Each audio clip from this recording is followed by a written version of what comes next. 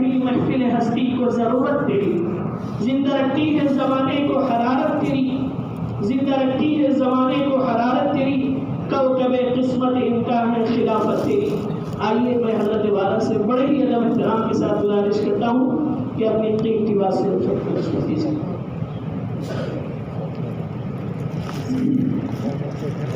السلام علیکم ورحمۃ اللہ وبرکاتہ۔ ان الحمد للہ نحمده ونستعینه ونستغفره ونؤمن به ونتوکل علیہ ونعوذ باللہ من شرور انفسنا ومن سیئات اعمالنا، من یهده اللہ فلا مضل له ومن یضلل فلا هادی له، ونشهد ان لا اله الا الله وحده لا شريك له، ونشهد ان سيدنا ومولانا محمدا عبده ورسوله۔ اما بعد فاعوذ بالله من الشيطان الرجيم، بسم الله الرحمن الرحيم۔ هو الذي ارسل رسوله بالهدى ودين الحق ليظهره على الدين كله ولو كره المشركون۔ وقال الله تبارك وتعالى في القرآن المجيد: لقد كان لكم في رسول الله أسوة حسنة۔ وقال الله تبارك وتعالى: وإنك لعلى خلق عظيم۔ وقال الله تبارك وتعالى: إن الله لا يغير ما بقوم حتى يغيروا ما بأنفسهم، وإذا أراد الله بقوم سوءا فلا مرد له وما لهم من دونه من وال۔ قال النبي صلى الله عليه وسلم: أنا خاتم النبيين لا نبي بعدي۔ وقال النبي صلى الله عليه وسلم: لا يرحم الله من لا يرحم الناس۔ وقال النبي صلى الله عليه وسلم: من كذب علي متعمدا فليتبوأ مقعده من النار، أو كما قال النبي عليه الصلاة والسلام۔ All praise be to Allah, peace and blessings on the Prophet of Allah subhanahu wa ta'ala, his descendants and all of his companions. I seek refuge in Allah from the Satan, rejected and accursed. O my Lord, expand me my grace, ease my task for me, remove impediment from my speech so they may understand what I say. Praise be to Allah, peace and blessings on the Prophet of Allah subhanahu wa ta'ala. Vasudev Sutam Devam Kansacharuramardhanam Devaki Paramanandam Krishnam Vande Jagadguruma।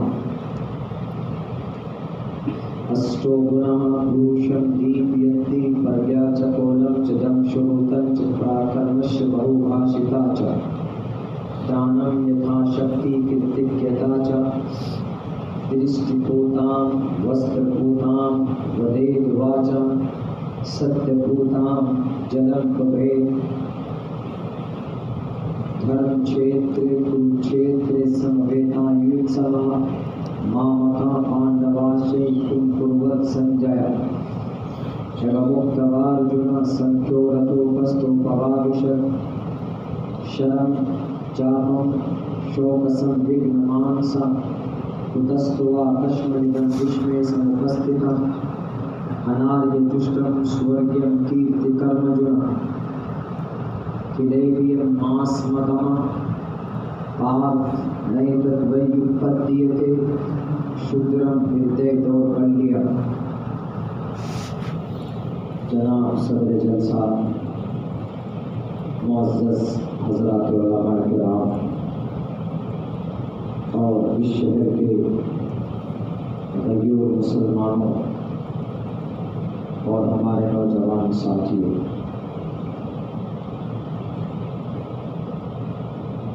اس پورے state میں، اس پورے صوبے میں ہماری پہلی بار حاضری ہوئی ہے بحیثیت مقرر اور خطیب آپ لوگوں نے اس لائق سمجھا، ورنہ میں ایک طالب علم کی حیثیت سے اپنے آپ کو دیکھتا ہوں۔ یہاں تک پہنچانے میں بڑی کوشش اور محنت رہی ہے، خصوصاً جناب عبدالرزاق بھائی صاحب کا محنت اور کوشش میں لگے رہے۔ ٹکٹ بھی کینسل ہوا، مگر پھر بھی انہوں نے ہمت دی اور کہا کہ مولانا شہر نرمل کی جو مرکزی جو جامع مسجد ہے، یہاں کے اراکین اور یہاں کے عوام بہت منتظر ہیں۔ مجھے بھی شوق اور جذبہ پیدا ہوا۔ میں گزشتہ رات 2 بجے میں نے سفر شروع کیا، آج آپ کے بیچ میں 8 بجے آپ کے شہر میں پہنچا ہوں۔ اللہ سے دعا کرتے ہیں کہ اللہ تبارک و تعالی ہمارے سفر کو قبول فرمائیں اور آپ سب کی قدر و کاوش کو، محنت کو اللہ بے انتہا قبول فرمائیں۔ حضرات، آپ لوگوں کے سامنے میں نے ابھی قرآن کریم کی آیات کے ساتھ احادیث مبارکہ بھی آپ کے سامنے میں نے پیش کی۔ انہی کے ساتھ ساتھ کچھ لائن ہم نے انگریزی میں اور کچھ لوگ کچھ منتر آپ لوگوں کے سامنے ہم نے پیش کیے۔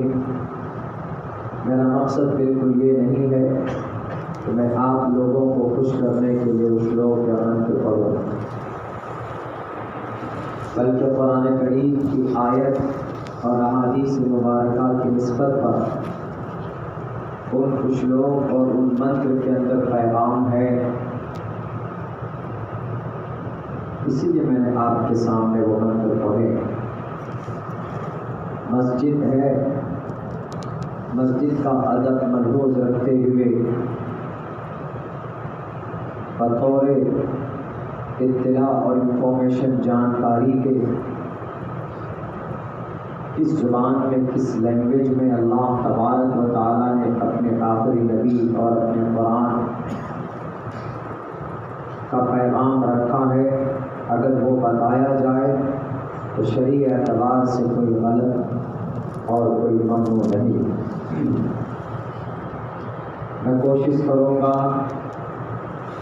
سیرت النبی کا جلسہ ہے، اسی عنوان پر آپ لوگوں کے سامنے کچھ دیر تک میں جو چیزیں میں نے حاصل کی اپنے اکابر علماء کرام کے سامنے بیٹھ کر وہ آپ کے سامنے پیش کر سکوں۔ میرے بھائیوں، نومبر کا مہینہ ہے۔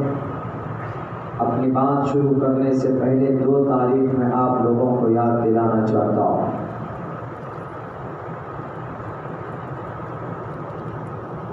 دنیا سے بھی باخبر ہونا اور اپنے آپ کو بیدار رکھنا، یہ بھی ایک متحرک اور فعال مومن کی ایک صفت اور پہچان ہونی چاہیے۔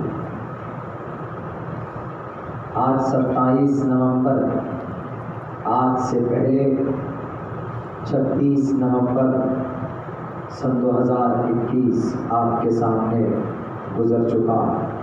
وہ تاریخ ہم میں سے بہت سے لوگ نہیں جانتے، صرف وہ طبقہ جانتا ہے کہ تھوڑا بہت جو تھوڑی سی کوشش کرتے ہیں اتہاس کو اور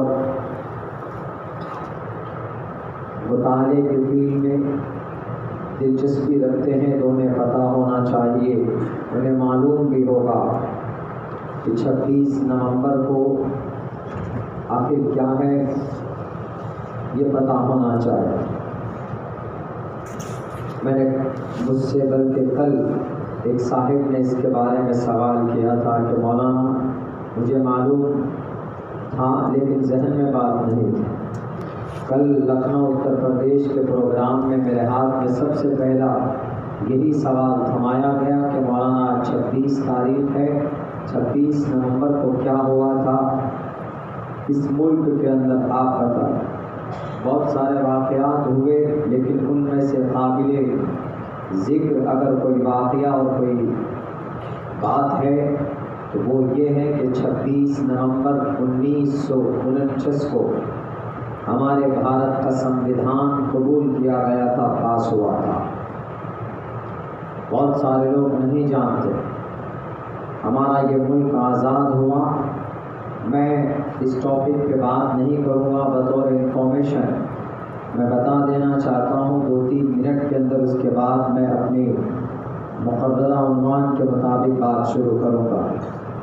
26 نومبر 1949 کو سنویدھان ستر سنویدھان سمیتی نے پاس کیا تھا بھارت کے اس سنویدھان کو، اور 26 جنوری 1950 کو ہمارے پورے بھارت میں بھارت کا سنویدھان لاگو کیا گیا تھا۔ اس دن 26 جنوری کو ہم لوگ اسی لیے مناتے ہیں کہ اس دن ہمارے دیش کے قانون کا امپلیمنٹ ہوا تھا، اس کو نافذ کیا گیا تھا۔ لیکن اس کے نفاذ سے پہلے 1 سال پہلے، بلکہ 1 سال نہیں، کچھ ہی مہینہ پہلے 26 نومبر 1949 جب بھارت کا سنویدھان لکھ کر تیار ہوا، ہمارے اس دیش میں جب انگریز چلے گئے، اس دیش کو توڑ کر مڑوڑ کر، اب مسئلہ یہ تھا سامنے کہ یہ ہمارا پورا ملک کیسے چلے گا۔ کسی بھی گھر کو چلانا ہوتا ہے یا کسی بھی ایک شہر کو چلانا ہوتا ہے کہ ایک سسٹم کے قانون کی ضرورت پڑتی، مگر یہ پورا دیش کیسے چلے گا؟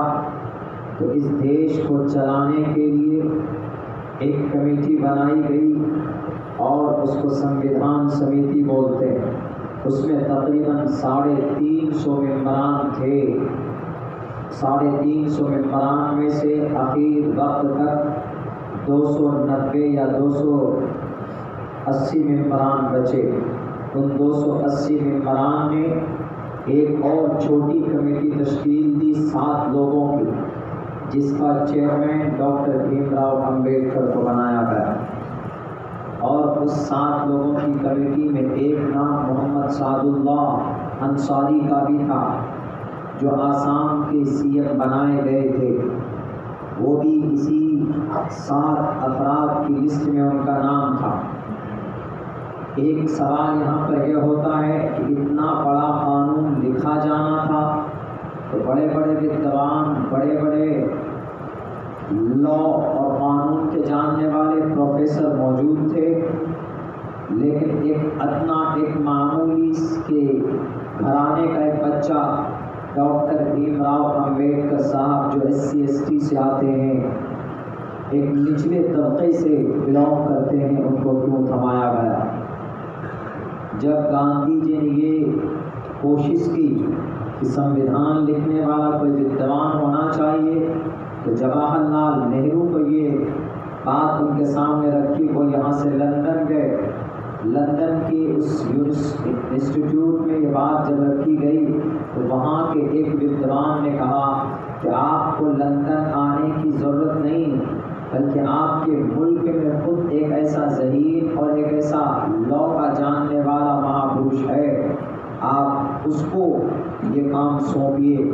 12 ڈگریز ان کے پاس، 12 ڈگریاں ان کے پاس ہے، 12 ان کے پاس سرٹیفکیٹ ہے۔ انہوں نے کہا کون ہے وہ؟ انہوں نے کہا کہ ڈاکٹر بھیم راؤ امبیڈکر۔ بڑا تعجب ہوا، لیکن پھر بھی ان کو چیئرمین بنایا گیا۔ تو تقریباً 2 سال 11 ماہ 18 دن کے اندر 10 ملکوں سے چن کر ہمارے اس بھارت کے دیش، اس دیش کے، اس ملک کے قانون کو اور آئین کو بنایا گیا۔ تقریباً 450 آرٹیکل سے دفعات ہیں۔ اس میں آرٹیکل 12 سے لے کر 35 تک انسانوں کے پرسنل ایک ایک انسان کے مول ادھیکار اس میں بیان کیا گیا۔ تو یہ چیز جب بن کر تیار ہو گئی تو یہی 26 نومبر کی تاریخ تھی جب یہ وِدھان سبھا میں جب یہ سموِدھان ستر بلائی جاتی ہے تو وہاں پر پاس ہوتا ہے اور 2000 سنشودھن کیے جاتے ہیں۔ اس سموِدھان کو لکھنے والے کا نام پریم بہاری چندر نارائن۔ 6 مہینے مسلسل محنت کر کے انہوں نے اپنے ہاتھ سے روشنائی سے اور لکڑی کے قلم سے انہوں نے سموِدھان کو لکھا تھا، کسی پینسل سے یا کسی کمپیوٹرائز نہیں ہے۔ 6 مہینے میں تقریباً 6.3 کروڑ روپے خرچ ہوئے اس سموِدھان کو لکھنے میں۔ 1,80,000 الفاظ اس سموِدھان میں پائے جاتے۔ میرے بھائیوں، جہاں ہم اپنی دھارمک کتابوں کے بارے میں نالج رکھتے ہیں، نہیں ہے تو رکھنا چاہیے، وہیں پر ہمیں اپنے بھارت کے سموِدھان کے بارے میں بھی نالج رکھنا چاہیے۔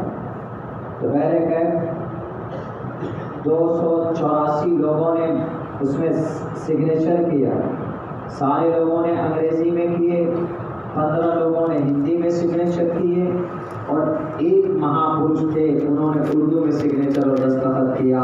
اس شخص کا نام امیر الہند مولانا ابوالکلام آزاد رحمۃ اللہ علیہ۔ وہاں پر بھی اپنی شناخت انہوں نے باقی رکھی۔ تو بہرکیف یہ تاریخ ہے پچھلی 26 نومبر کی، and you should know about that۔ آپ کو معلوم ہونا چاہیے ایز اے ناگرک، ایز اے سچے ہندوستانی۔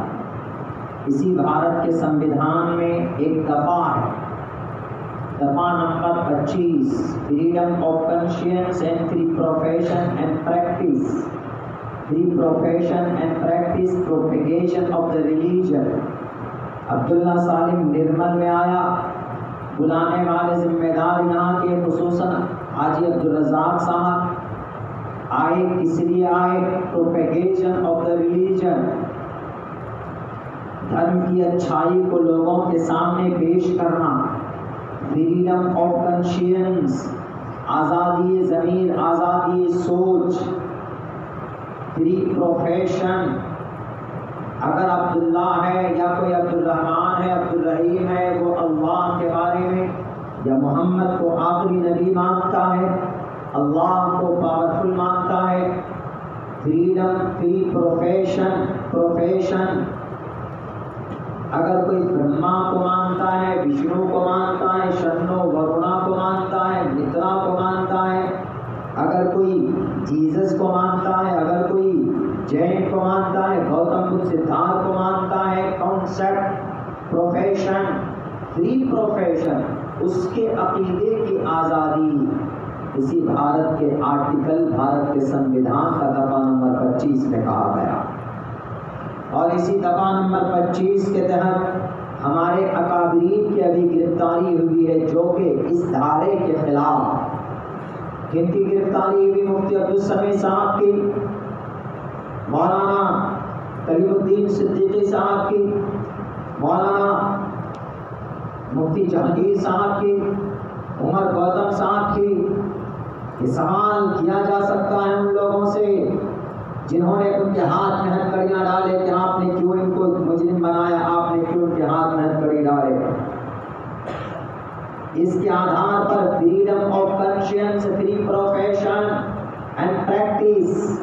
پریکٹس کا مطلب کوئی مسجد میں آ کر نماز پڑھتا ہے، کوئی مندر میں جا کر ایشور کی پوجا کرتا ہے، کوئی چرچ میں جاتا ہے، کوئی کلیسا میں جاتا ہے یا کوئی گرودوارے میں جاتا ہے۔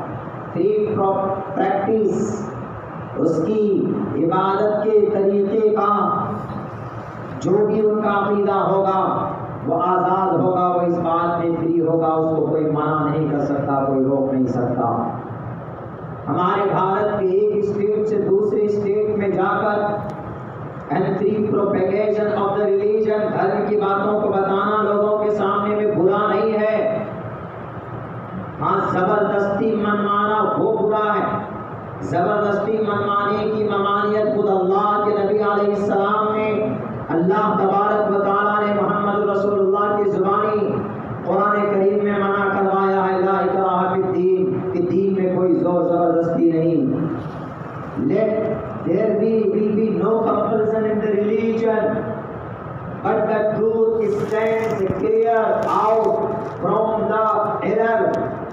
اچھائی خود بخود لوگوں کے سامنے روز روشن کے طرح ہو جاتی، اور کسی کو فورس کر کے مجبور کر کے دھرم کا، مذہب کا، اللہ کے فرمان کو نہیں منوایا جاتا۔ یہ خود خدا کا قرآن کہتا ہے۔ محمد رسول اللہ آئے تھے، کسی انسان پر ظلم و زیادتی نہیں کی تھی، بلکہ آپ علیہ السلام کے اچھے عادت و اخلاق کو دیکھ کر لوگ مجبور ہو جاتے تھے، محمد رسول اللہ کے دیوانے بن جاتے تھے۔ آج اگر کوئی محمد کے چریتر پر، اگر آج کوئی محمد کی لائی ہوئی شریعت پر اگر کسی کو اشکال ہے، اعتراض ہے، تو یا تو اس کی دشمنی کی وجہ سے ہے، یا تو اس کی جہالت کی وجہ سے ہے، یا تو اس کی مجبوری ہے وہ اپنے خداؤں کو خوش کرنے کے لیے یہ اس طرح کے الفاظ یا اس طرح کے توہین آمیز کلمات بولتے ہیں، یا پھر محمد رسول اللہ پر اعتراض کرتے ہیں۔ ورنہ بڑے بڑے رائٹر، دنیا کی تمام بڑی گرنتھوں کو میں نے پڑھا ہے، وہاں پر نبی پاک علیہ السلام کی پاک صفات کا اچھے انداز میں ورنن کیا گیا، ذکر کیا گیا۔ آپ کے سامنے میں نے پڑھا، آپ کے سامنے درشٹی پوتام وستر پوتام جلم پبھے ودید واچم ستیہ پوتام۔ جب بھی بات بولو تو سوچ کر بولو، جب بھی کوئی بات کرو تو سچ بولو، جھوٹ مت بولو۔ جھوٹ بولو گے الصدق ینجی والکذب یولی، اگر سچائی بولیں گے تو وقتی طور پر دقت ہو سکتی ہے لیکن اس میں نجات ہے، لیکن اگر آپ جھوٹ بولتے ہیں تو ایک جھوٹ کو سچ کرنے کے لیے 70 مرتبہ جھوٹ بولنا پڑتا ہے۔ تو کیا کہا؟ ستیہ پوتام وستر پوتام جلم پبھے، پانی پیو تو دیکھ کر پیو۔ کون بولتا ہے، کون بیان کیا؟ پنڈت دیانند سرسوتی جی نے بیان کیا محمد رسول اللہ کی ان سیرت کو، ان اوصاف کو، جو پنڈت دیانند سرسوتی جی مولانا قاسم نانوتوی رحمۃ اللہ علیہ سے بحث مباحثہ ہوا، مناظرہ ہوا، مجبور ہوا نبی پاک علیہ السلام کے پاک صفات کو اپنی کتاب میں جگہ دینے کے لیے۔ اٹھائیے آپ ستیارتھ پرکاش، جس کتاب کا پہلے لائن میں لکھا ہے اوم شنو ورونا شنو مترا شنو بھگوتوریمہ، ایشور تو ایک ہے لیکن نام الگ الگ ہے اس کا۔ یہی پیغام قرآن کا ہے، یہی پیغام محمد رسول اللہ صلی اللہ علیہ وسلم کا ہی نہیں بلکہ تمام کے تمام انبیاء کرام کا ہے۔ لیکن میرے بھائیوں، میرے ساتھیوں، بڑے افسوس کے ساتھ یہ بات کہنی پڑتی ہے کہ آج وہ زمانہ آ گیا، وہ ٹائم آ گیا، جو چاہتا ہے نبی پاک علیہ السلام کی شان میں توہین آمیز کلمات پڑھنے لگ جاتے ہیں، بولنے لگ جاتے ہیں۔ ابھی آپ لوگوں نے کچھ دنوں پہلے دیکھا ہوگا کہ ایک منحوس آدمی، عموماً میں اپنے جلسوں میں اس موضوع کو بناتا ہوں، بولتا ہوں، اس لیے ہمارے نبی کی چریتر کے اوپر آنچ آئے، ہمارے نبی کے پاک ترین صفات کو کوئی بدنام کرنے کی کوشش کرے اور ہم اپنے آپ کو وارثین انبیاء کہیں، ہم مصلحت کی چادر اوڑھ کر بیٹھ جائیں، اپنی زبان میں ہم تالے لگا لیں، تو ایسی جانکاری پر اور ایسی فضیلت پر لعنت ہے کہ نبی پاک علیہ الصلوۃ والسلام کی سیرت طیبہ کو کوئی مذموم کرنے کی اور بدنام کرنے کی کوشش کرے، ان کی عدالت کو بدنام کرنے کی کوئی کوشش کرے، تو یہ ہم سے تو نہیں ہو پائے گا اور کسی سے ہو سکتا ہے، لیکن میں بولوں گا، میں دو لفظوں میں بولوں گا، کلیئر کروں گا، ان کو قرآن پڑھ کر سمجھاؤں گا اور کہوں گا کہ پڑھو قرآن کریم کے اندر اللہ تبارک و تعالیٰ نے اس ذات اقدس کے پاک صفات کو بیان کیا، صرف قرآن اور حدیث میں نہیں۔ أَلَمْ نَشْرَحْ لَكَ صَدْرَكَ وَوَضَعْنَا عَنْكَ وِزْرَكَ الَّذِي أَنقَضَ ظَهْرَكَ وَرَفَعْنَا لَكَ ذِكْرَكَ، ہم نے آپ کا تذکرہ پورے مغرب سے لے کر مشرق تک، اتر سے لے کر دکن تک، پوری دنیا کے ہر خطے میں اے نبی پاک علیہ الصلوۃ والسلام ہم نے آپ کا تذکرہ کیا۔ وَرَفَعْنَا لَكَ ذِكْرَكَ، آپ کا ذکر ہم نے بلند کیا۔ آپ دنیا کی کتابوں کو اٹھا کر دیکھو، آپ سریانی زبان کو اٹھا کر دیکھیں، طبرانی زبان کو اٹھا کر دیکھیں، اولڈ ٹیسٹامنٹ کو اٹھا کر دیکھیے، بائبل کو اٹھا کر دیکھیے، آپ نبی پاک علیہ الصلوۃ والسلام کو آپ کا تذکرہ وہاں پر نظر آئے گا۔ واللہوزن جمین دیور دن پور مدینہ، سریانی زبان میں محمد رسول اللہ کو آخری پیغمبر کہا گیا۔ واللہوزن جمین دیور دن پروفیٹ محمد، واللہوزن جمین دیور دن پور مدینہ، ہجرت کر کے مدینہ المنورہ جائیں گے اور وہاں پر جا کر ان کے کچھ سہیوگی کھڑے ہوں گے، وہاں سے اسلام کی اشاعت پوری دنیا میں پورے کر و فر اور شاندار انداز میں وہاں سے اسلام کا پیغام پوری دنیا کے اندر جائے گا۔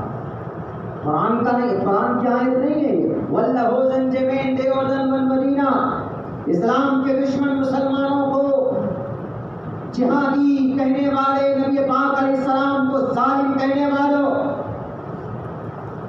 غیروں سے کم اپنوں سے زیادہ نقصان پہنچتا۔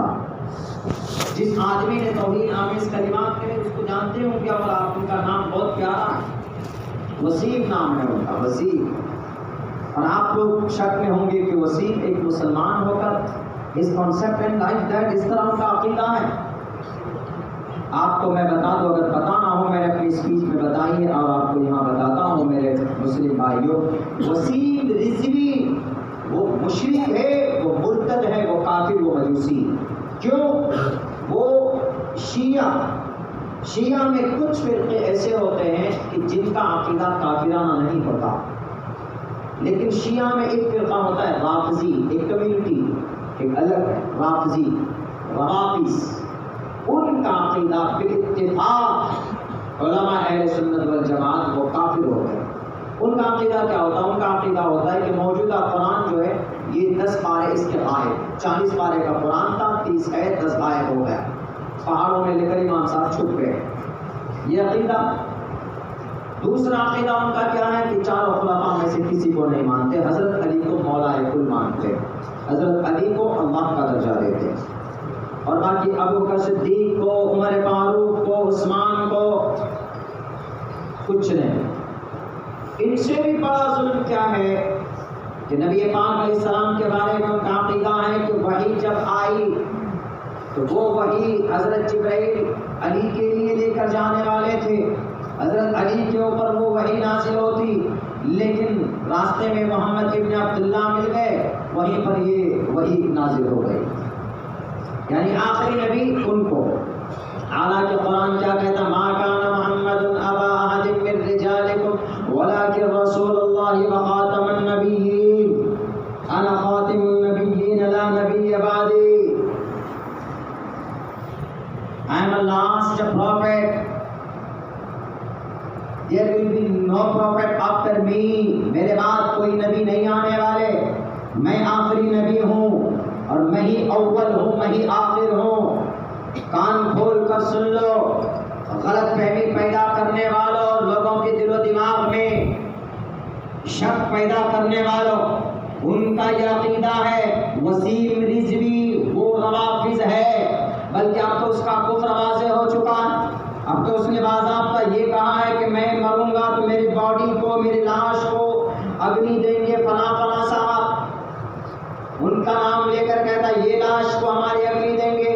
اگر مسلمان ہوتا تو دفن کی تلقین کرتا، لیکن نہیں، اگنی کو جلا کر بھسم کر دینا ہماری باڈی کو، ہماری لاش کو۔ دنیا کے اندر اللہ تبارک و تعالیٰ نے ذلیل اور رسوا کیا، اس کی بیوی، اس کے بچے، اس کی بیویاں، اس کی بیوی، اس کی بیٹیاں اور اس کے بیٹے، اس کے سارے ریلیشن رشتے دار، ان کا بائیکاٹ کیا، ان کو گھر سے نکال دیا گیا۔ یہ بھاشن انہوں نے کیوں شروع کی تھی؟ وہ چیئرمین بنائے گئے تھے، لیکن جب انہوں نے بدعنوانی کی، کرپشن گھوٹالہ کیا، تب CBI کی طرف سے جب فورس ہوا، ان کے اوپر FIR درج ہوا، تو اب ہمارے کچھ علاقوں میں، اسٹیٹ میں کچھ مدعا رہا نہیں۔ ایک مدعا کسی مسجد کا تھا، وہ بھی نہ خدا کر کے اپنے طاقت کے زوروں میں، بل بوتے پر اپنے حق میں فیصلے کروا لیے، وہ بھی مسئلہ ختم ہو گیا۔ تو اب کرسی کیسے جیتیں گے ہم 5 اسٹیٹ میں؟ تو کھڑا کرو وسیم رضوی جیسے، میر صادق کو وسیم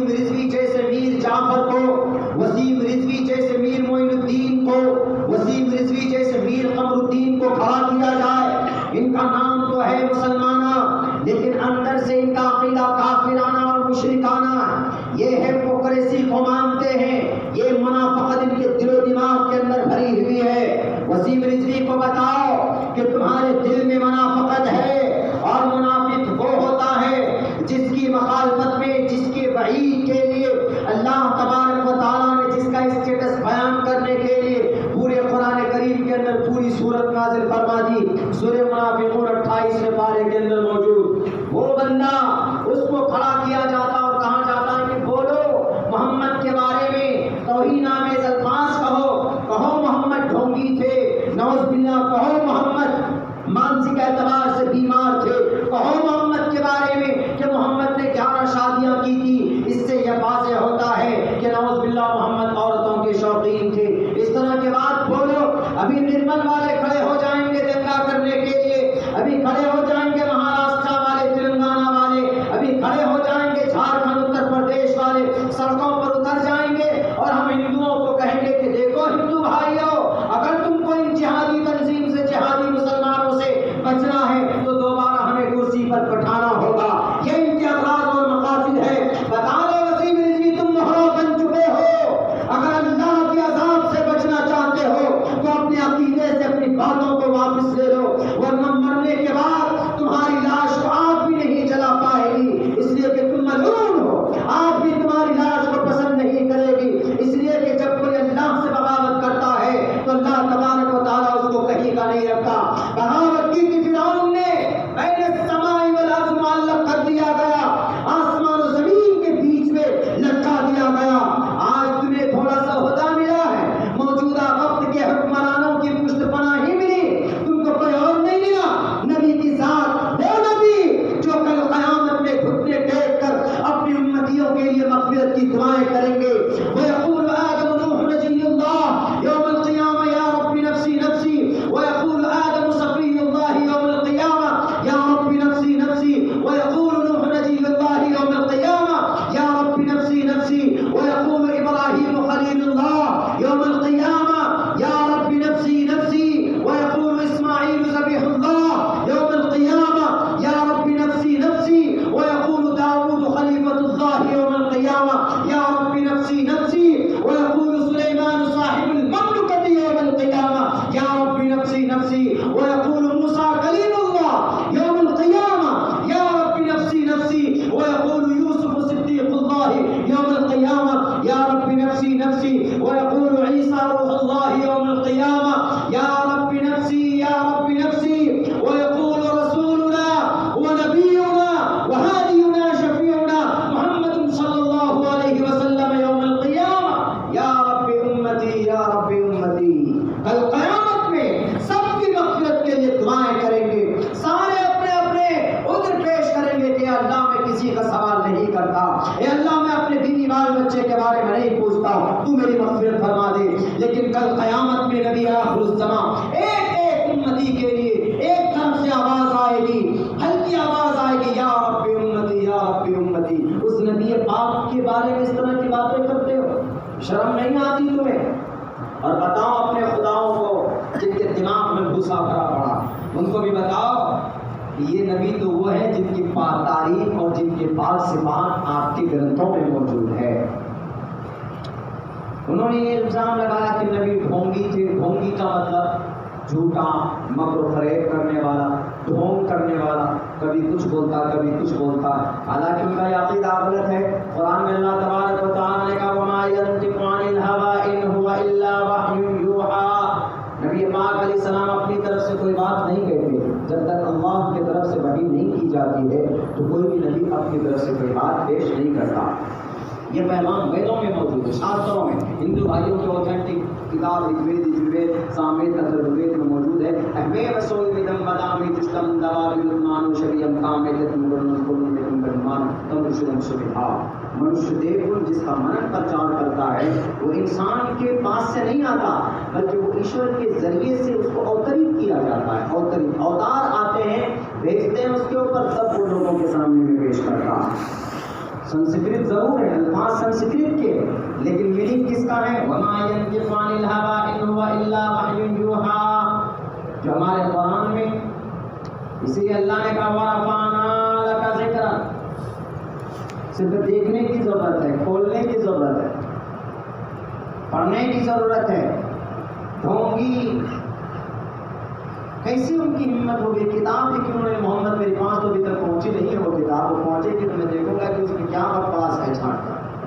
ہم نے ستیان کتاب کا کہا، ستیان پرکاش کتاب کا حوالہ آپ کے سامنے دیا تو ہم کو کسی نے کہا کہ مولانا پنڈت دیانند سرسوتی جی نے محمد رسول اللہ کی سیرت کو چیلنج کیا. ہم نے وہ کتاب منگائی بہت دور سے، تو اس کتاب کو جب میں نے پڑھنا شروع کیا تو میرے پیروں تلے سے زمین کھسک گئی. شروع کے اندر ہی شروع میں جو انہوں نے 5-6 لائن کا جو اشلوب قائم کیا ہے اس کو پڑھ کر ہم نے کہا کہ ارے بھائی وہ اللہ ہے.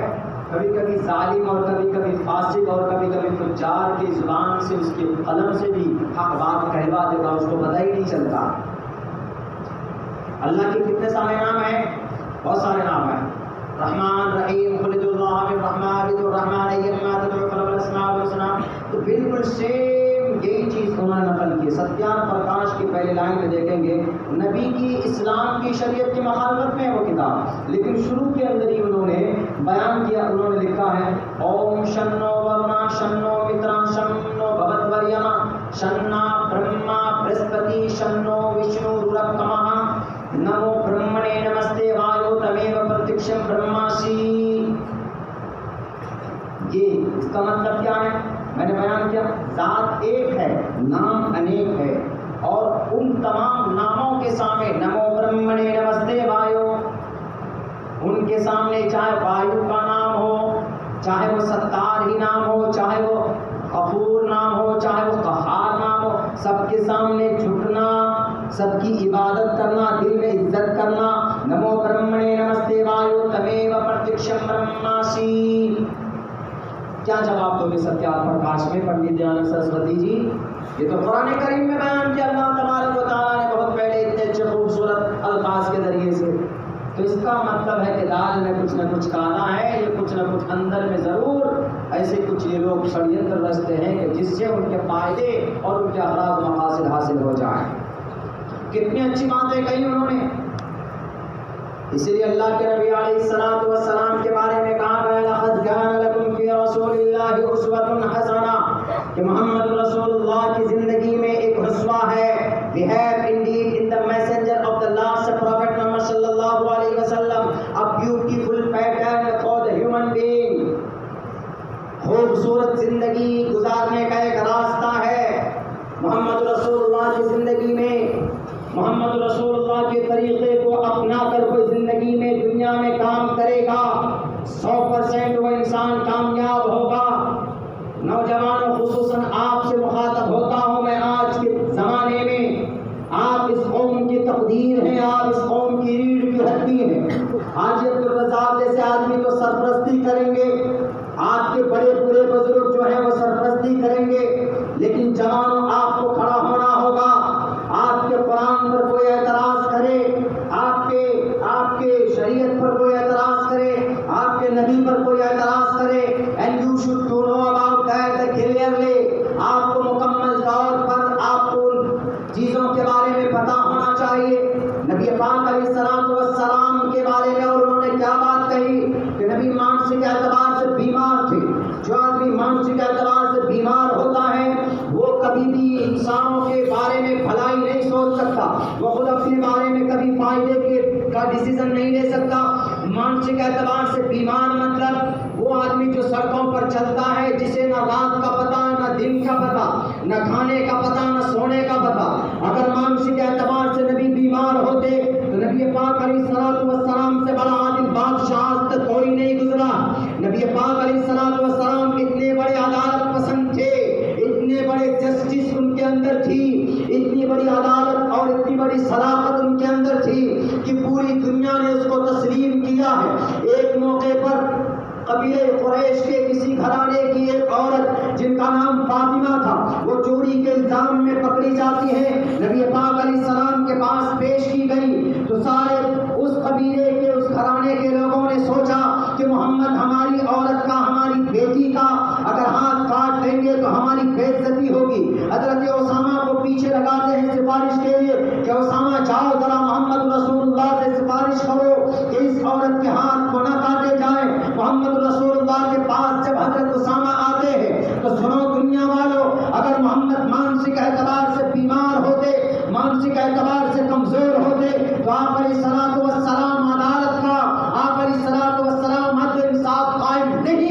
سے. لیکن نبی پاک علیہ الصلوۃ والسلام نے کہا اے اسامہ کیا تم مجھے وہ کرنے کے لیے بولتے ہو جو اب سے پہلے بنی اسرائیل کے پوروج نے بنی اسرائیل کے لوگوں نے کیا. ان کے علماء نے ان کے رہبانیین نے جو عدالت عدل انصاف انہوں نے بیلنس کو قائم نہیں کیا تو پوری کی پوری قوم تباہ ہو گئی.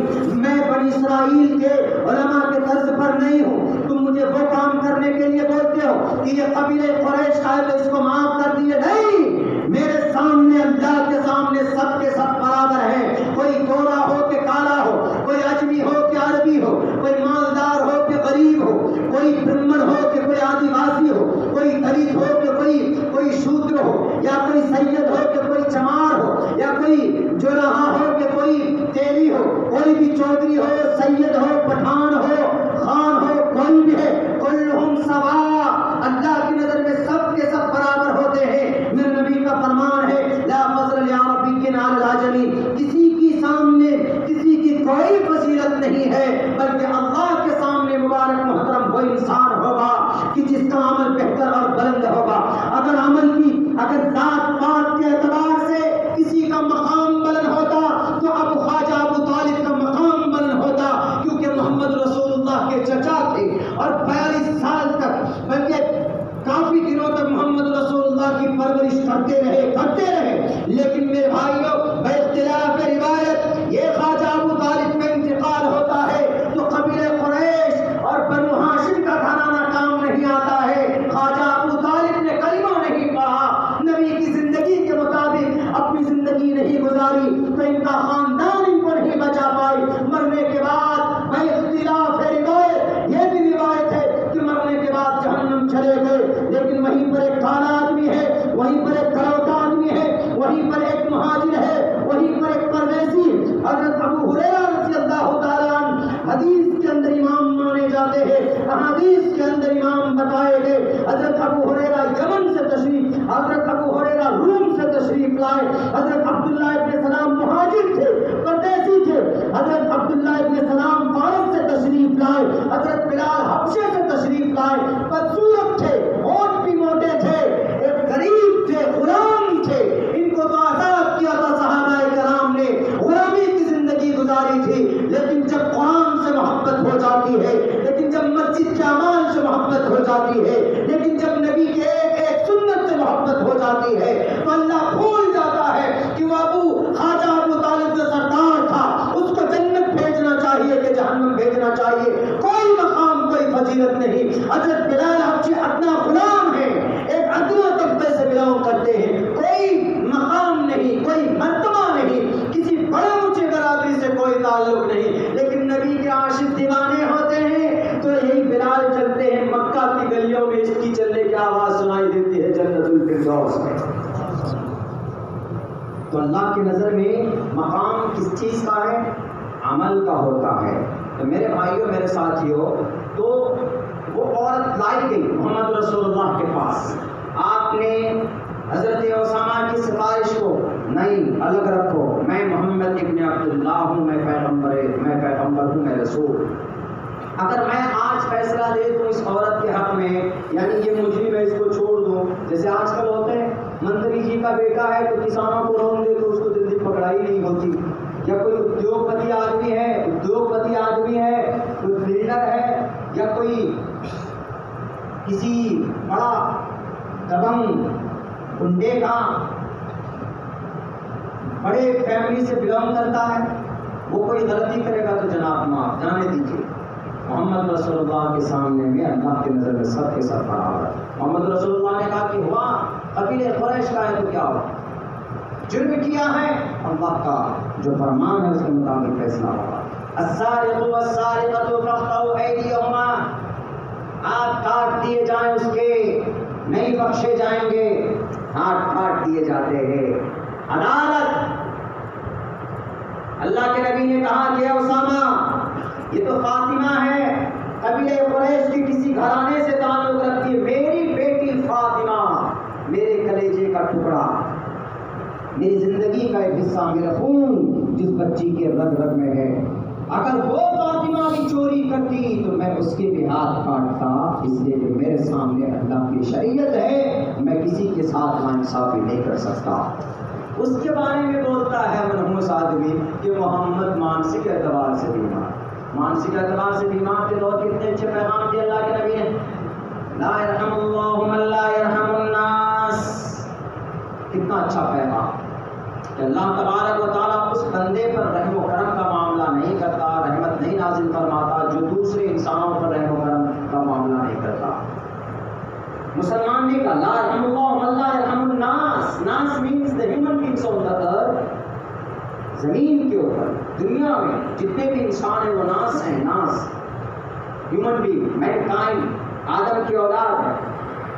اگر آپ شہر نرمل میں ہیں, اگر یہاں پر کوئی نان مسلم ہے یا کوئی جین ہے, کوئی بودھ ہے, کوئی کرسچن ہے, وہ عبادت جو بھی کرے اس کا عمل اس کے ساتھ ہے. آپ اس کے لیے دعا کریں اس کی ہدایت کی, یا ضرورت پڑ جائے تو آپ اس کو بتائیں کہ مرنے کے بعد یہ زندگی ہے. اگر ہم ایک اللہ کی عبادت نہیں کرتے تو کیا کیا گناہ ہے, مرنے کے بعد کیا ہوگا, آپ بتا سکتے ہیں, زور زبردستی نہیں کر سکتے. لیکن اگر وہ پھر بھی اپنے دھرم پہ ہے, ویسا نہیں کہ بھائی آپ اس کو مارو, کاٹو, پیٹو, جلاؤ, اس کو پریشان کرو, نہیں. اگر اس کو زندگی میں کبھی کوئی پریشانی ہو تو آپ اس کے ساتھ رحم و کرم کا معاملہ کرو. اگر اس کے ساتھ آپ کے معاملات ہیں, بزنس چلتے ہیں آپ کے شرعی اعتبار سے, کسی غیر مسلم سے, کسی مشرک سے, کسی کافر سے بزنس کرنا, لین دین کرنا منع نہیں ہے. اگر آپ کو ضرورت پڑ جائے تو آپ پوری ایمانداری کے ساتھ کیجیے ان کے ساتھ. آپ ایمانداری کے ساتھ کیجیے ان کے ساتھ, اچھے اخلاق کو پیش کیجیے ان کے ساتھ, اور آپ کا یہی اخلاق سے متاثر ہو کر وہ آپ کے ساتھ اور آپ کے مذہب کو قبول کرتے ہیں. لاکھوں اور کروڑوں ایسے ایسے واقعات ہیں. اچھے برتاؤ کیجیے, اچھے معاملات کیجیے, معاملات کی صفائی ہونی چاہیے, یہ معیار ہونا چاہیے. لا يرحم اللہ من لا يرحم الناس. Allah does not show the mercy on those who do not show the mercy towards the fellow human beings. Human beings means Hindu, Muslim, Christian, Jain, Baudd, MP, MLA, मंत्री संतरी सब आ जाता है उसमें, सब के सब आ जाते हैं. اور ان کو کیا کہا, مانسک اعتبار سے بیمار تھے, مانسک اعتبار سے بیمار تھے, نعوذ باللہ من ذالک. اور ان کا تیسرا اعتراض کیا ہے؟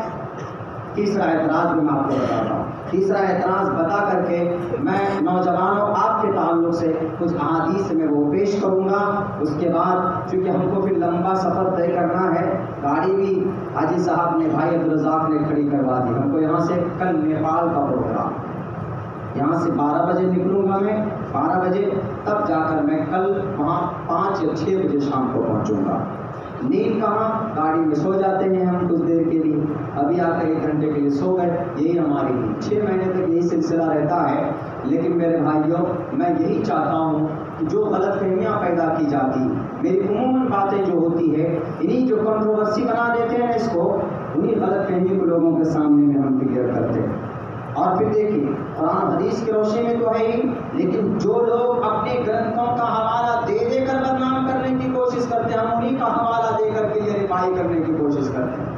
تم یہ سمجھتے ہو کہ مولانا ہے تو نہیں جانیں گے, مولانا ہے تو اتنی ساری کتابوں, اتنی سارے حوالہ تمہیں دیں گے ہمارے علماء کرام. اور تاریخ رہی ہے ہمارے حضرات علماء کرام کی, الحمدللہ ہر قاتل کے سامنے ڈٹ کر ان کا مقابلہ کیا. میں تو علماء میں اپنے آپ کو شمار نہیں کرتا ہوں, میں ایک طالب علم ہوں.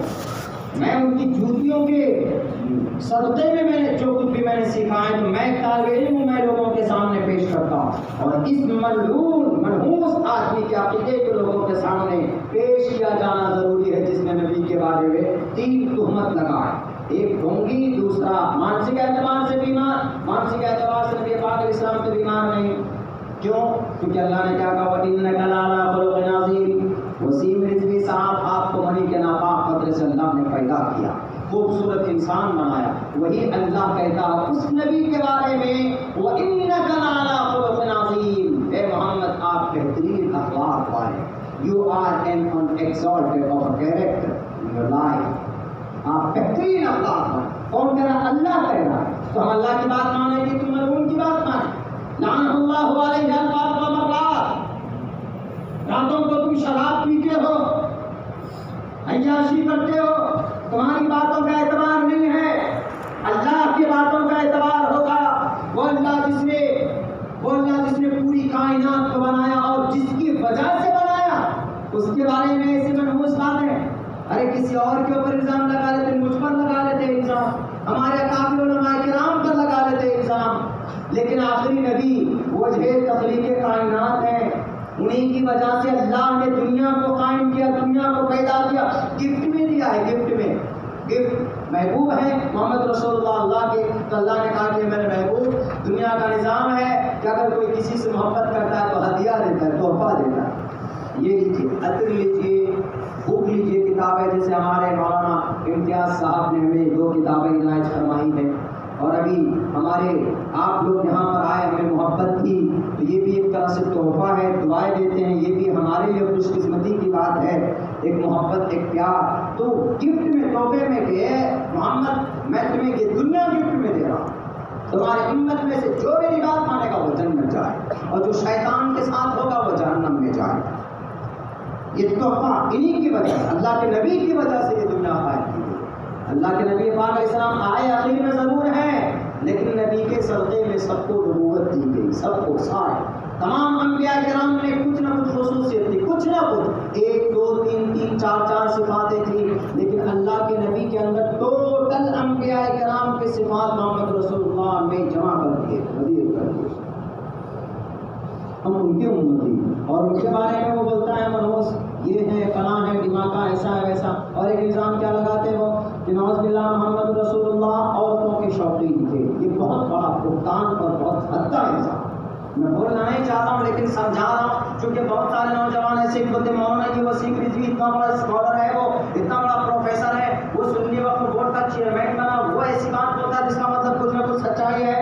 ہمارے بہت سارے نوجوان جو نہیں پڑھنا جانتے، جو موبائل، وہ فیس بک یونیورسٹی میں دن رات گزارتے ہیں، واٹس ایپ کالج میں اپنا ٹائم پاس کرتے ہیں، اور کبھی کبھی انسٹاگرام اسکول میں جا کر اپنا ایڈمیشن کرا لیتے ہیں، اور اسی میں دیکھ کر دین سیکھ لیتے ہیں۔ نہیں، کفا بالمرء کذبا ان یحدث بکل ما سمع، کوئی بھی خبر، کوئی بھی قرآن کی آیت، حدیث آئے، یا کوئی درود کا پیغام آئے، شریعت کا کوئی پیغام آپ کے واٹس ایپ پہ، فیس بک پہ آتا ہے، تو اس کا آپ پہلے تحقیق کیجیے، اگر آپ نے تحقیق نہیں کی فوراً فارورڈ، اور یہ کہتے ہیں کہ اس کو دوسرے 10 آدمی کو شیئر کرو تمہاری نوکری لگ جائے، 15 آدمی کو شیئر کرو تمہارے اکاؤنٹ میں 5,000 روپے آ جائیں، وہاں بھائی واقعی محنت کرنے کی ضرورت ہی کیا تھی، دکان کھول کر بیٹھنے کی ضرورت ہی کیا تھی، فارورڈ ہی کرتے رہو۔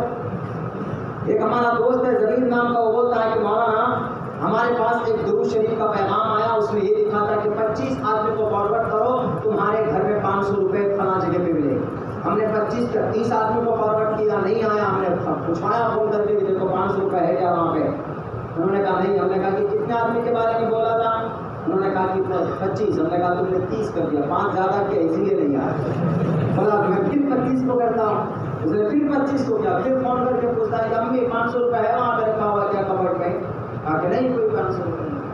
یہ صرف بکواس ہے، کہ آپ کے ٹائم کو ضائع کرنے کے لیے تضییع اوقات ہے، یہ بڑی مخالفت اور بڑی ممانعت ہے۔ قرآن کریم کے اندر وَمِنَ النَّاسِ مَن يَشْتَرِي لَهْوَ الْحَدِيثِ لِيُضِلَّ عَن سَبِيلِ اللَّهِ، آپ کو بھٹکا ہے دین اسلام سے۔ نوجوانوں، میرے ساتھیوں، الگ سے اللہ تبارک و تعالیٰ نے آپ کا مقام پیدا کیا ہے قرآن و شریعت کے اندر، جوانوں کا اس مقام کو پہچاننے کی ضرورت ہے، اس مقام کو دیکھنے کی اور سمجھنے کی ضرورت ہے۔ اسی لیے بعید ہے کہ بنا سوچے سمجھے تحقیق کیے ہوئے اگر کوئی بات سنی سنائی باتیں، ارے ہم نے سنا اس کا ایسا ہو گیا، اس نے ایسا کر لیا، کس نے تم کو بتایا، اس نے بتایا، اس کو کس نے بتایا، اس نے بتایا، بڑی مخالفت اور بڑی شدید وعید ہے۔ نہیں، تحقیق کرو، اپنے آنکھوں سے دیکھی تم نے یہ بات، نہیں دیکھی تو آگے مت بڑھاؤ۔ کفا بالمرء کذبا، کسی بھی آدمی کی جھوٹا ہونے کے لیے اتنا کافی ہے کہ وہ آدمی سنی سنائی بات کو آگے فارورڈ کرتا۔ For being a liar, it is enough to spread whatever is heard from the other without trying to know of the truth of this. اس کو سمجھے بغیر اگر آگے بڑھا دیتا ہے تو اس کی بڑی ممانعت اور بڑی مخالفت، بڑی بعید ہے۔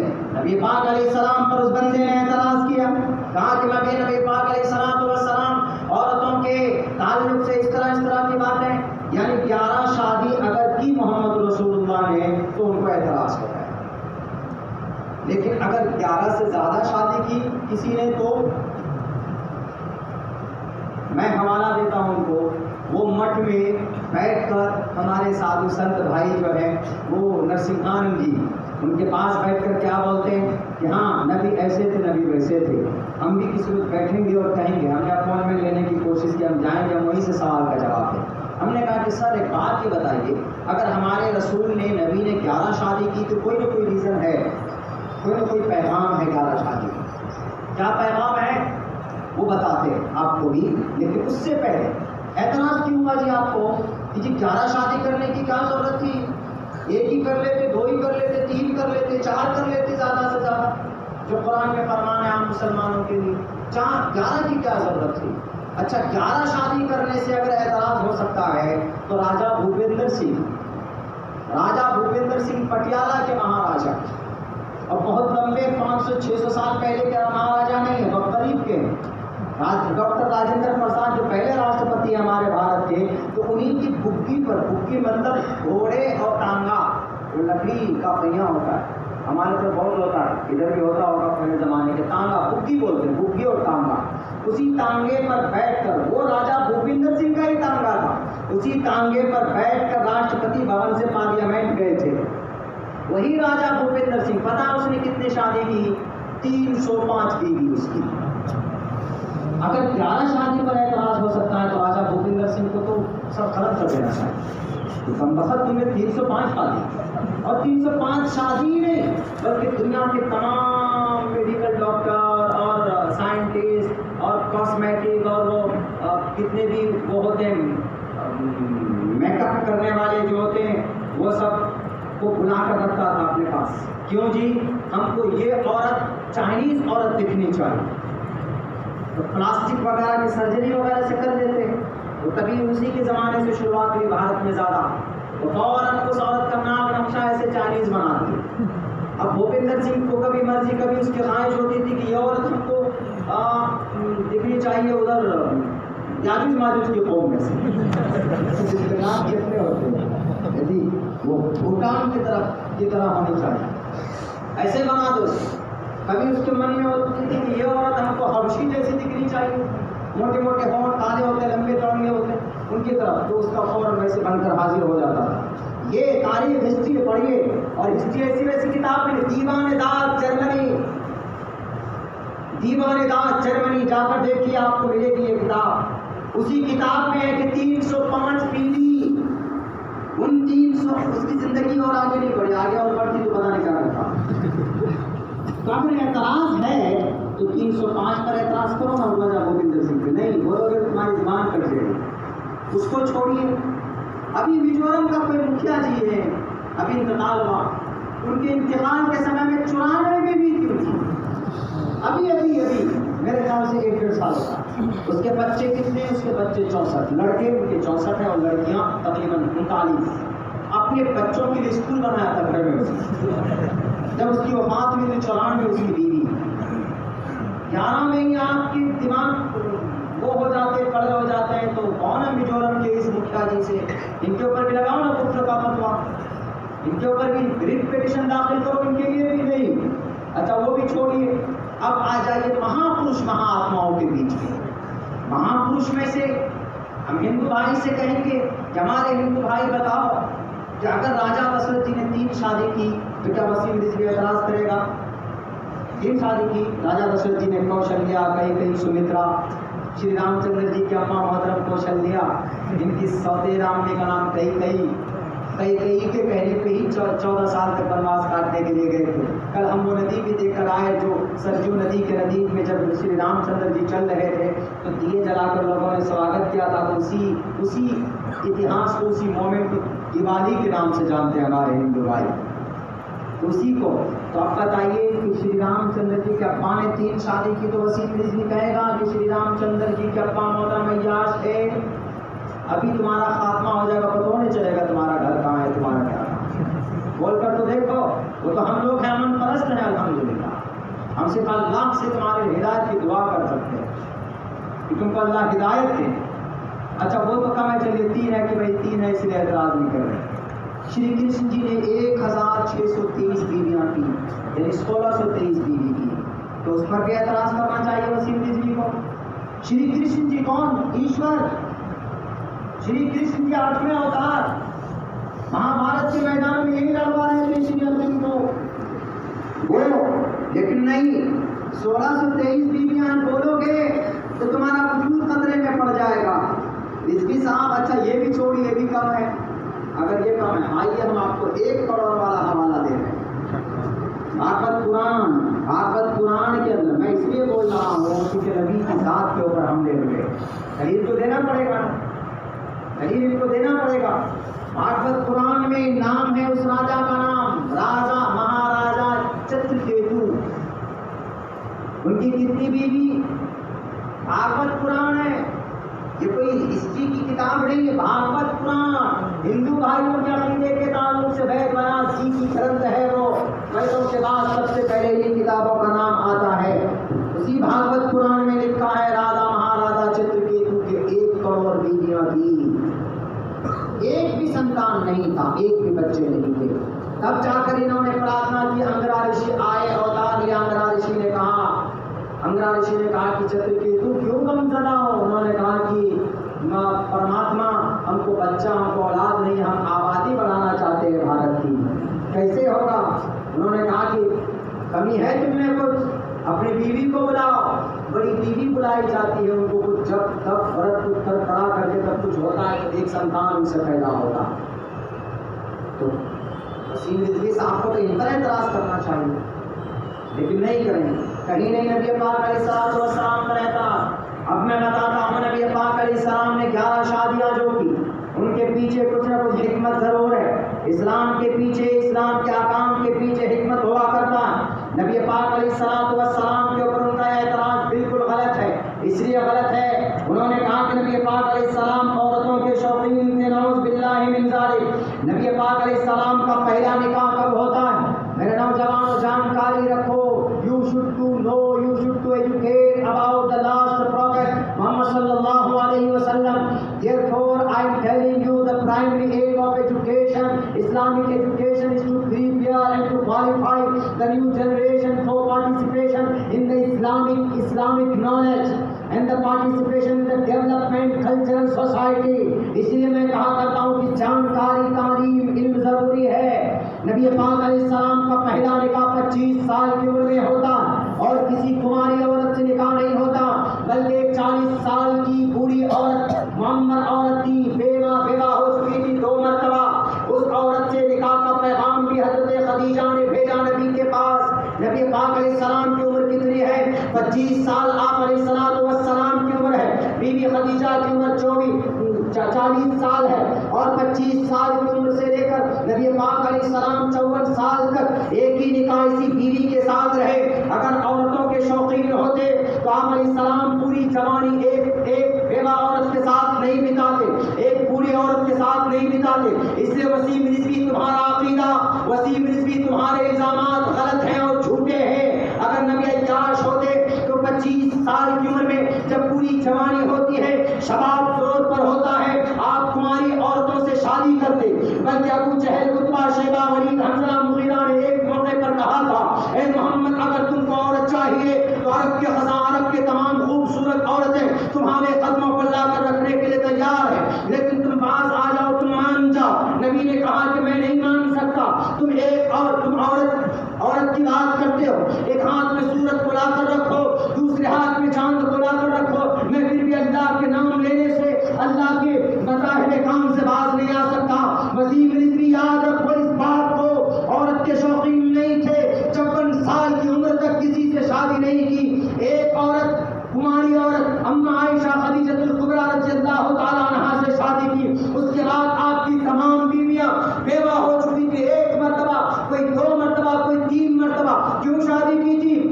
बहुत सारी औरतें जिन्होंने इस्लाम की खातिर अपने घर बार छोड़कर वो आई थी, मोहम्मद रसूलुल्लाह ने दस्ते शफ़क़त रखा था।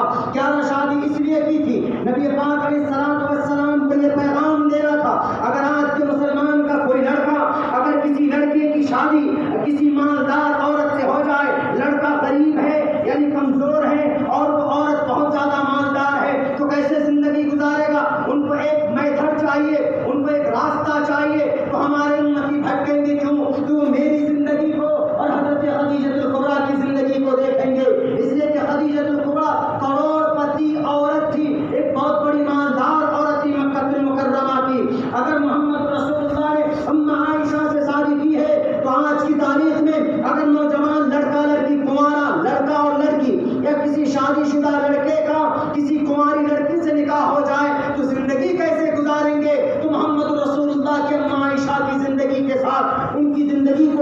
دیکھ لے. اگر کسی عورت کا، اگر کسی اس زمانے کے کسی نوجوان کا کسی تیز دماغ عورت سے شادی ہو جائے تو کیسے زندگی گزارے گا؟ محمد رسول اللہ کی زندگی حضرت حفصہ کی زندگی کے ساتھ اٹھا کر ان کی ہسٹری کو دیکھ لے. اس لیے کہ حضرت حفصہ بہت زیادہ تیز تھی، بہت زیادہ گرم مزاج کی تھی.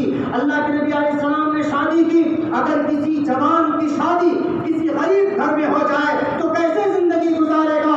اللہ کے نبی نے حضرت جویریہ سے شادی کر کے یہ پیغام دیا کہ لوگوں تمہیں کیسی زندگی گزارنی ہے، ایک غریب بچی تمہاری گھر کی بہو بنے. تو یہ پیغام محمد رسول اللہ کو دینا تھا.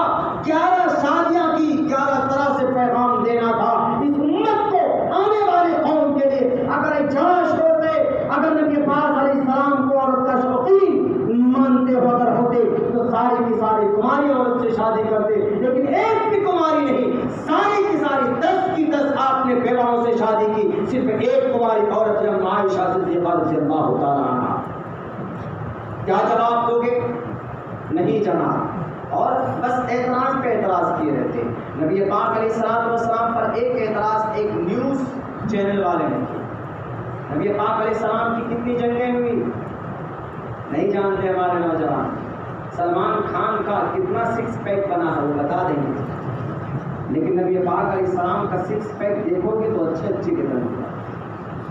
اپنے نبیوں کے 6 پیک دیکھے. حضرت موسیٰ کا 6 پیک دیکھا، ایسے کھلاتے ہیں اتنا بڑا کھل جاتا ہے، ایسے چلتے ہیں کر. حضرت موسیٰ کی طرح بنائیے. حضرت موسیٰ کا مسل دیکھیے، ایک گھونسا مارا مر گئے ہوئے. آج کے انڈرٹیکر سے وہ کام نہیں ہوگا جو حضرت موسیٰ سے ہو گیا. نبی تھے، ایسے نہیں.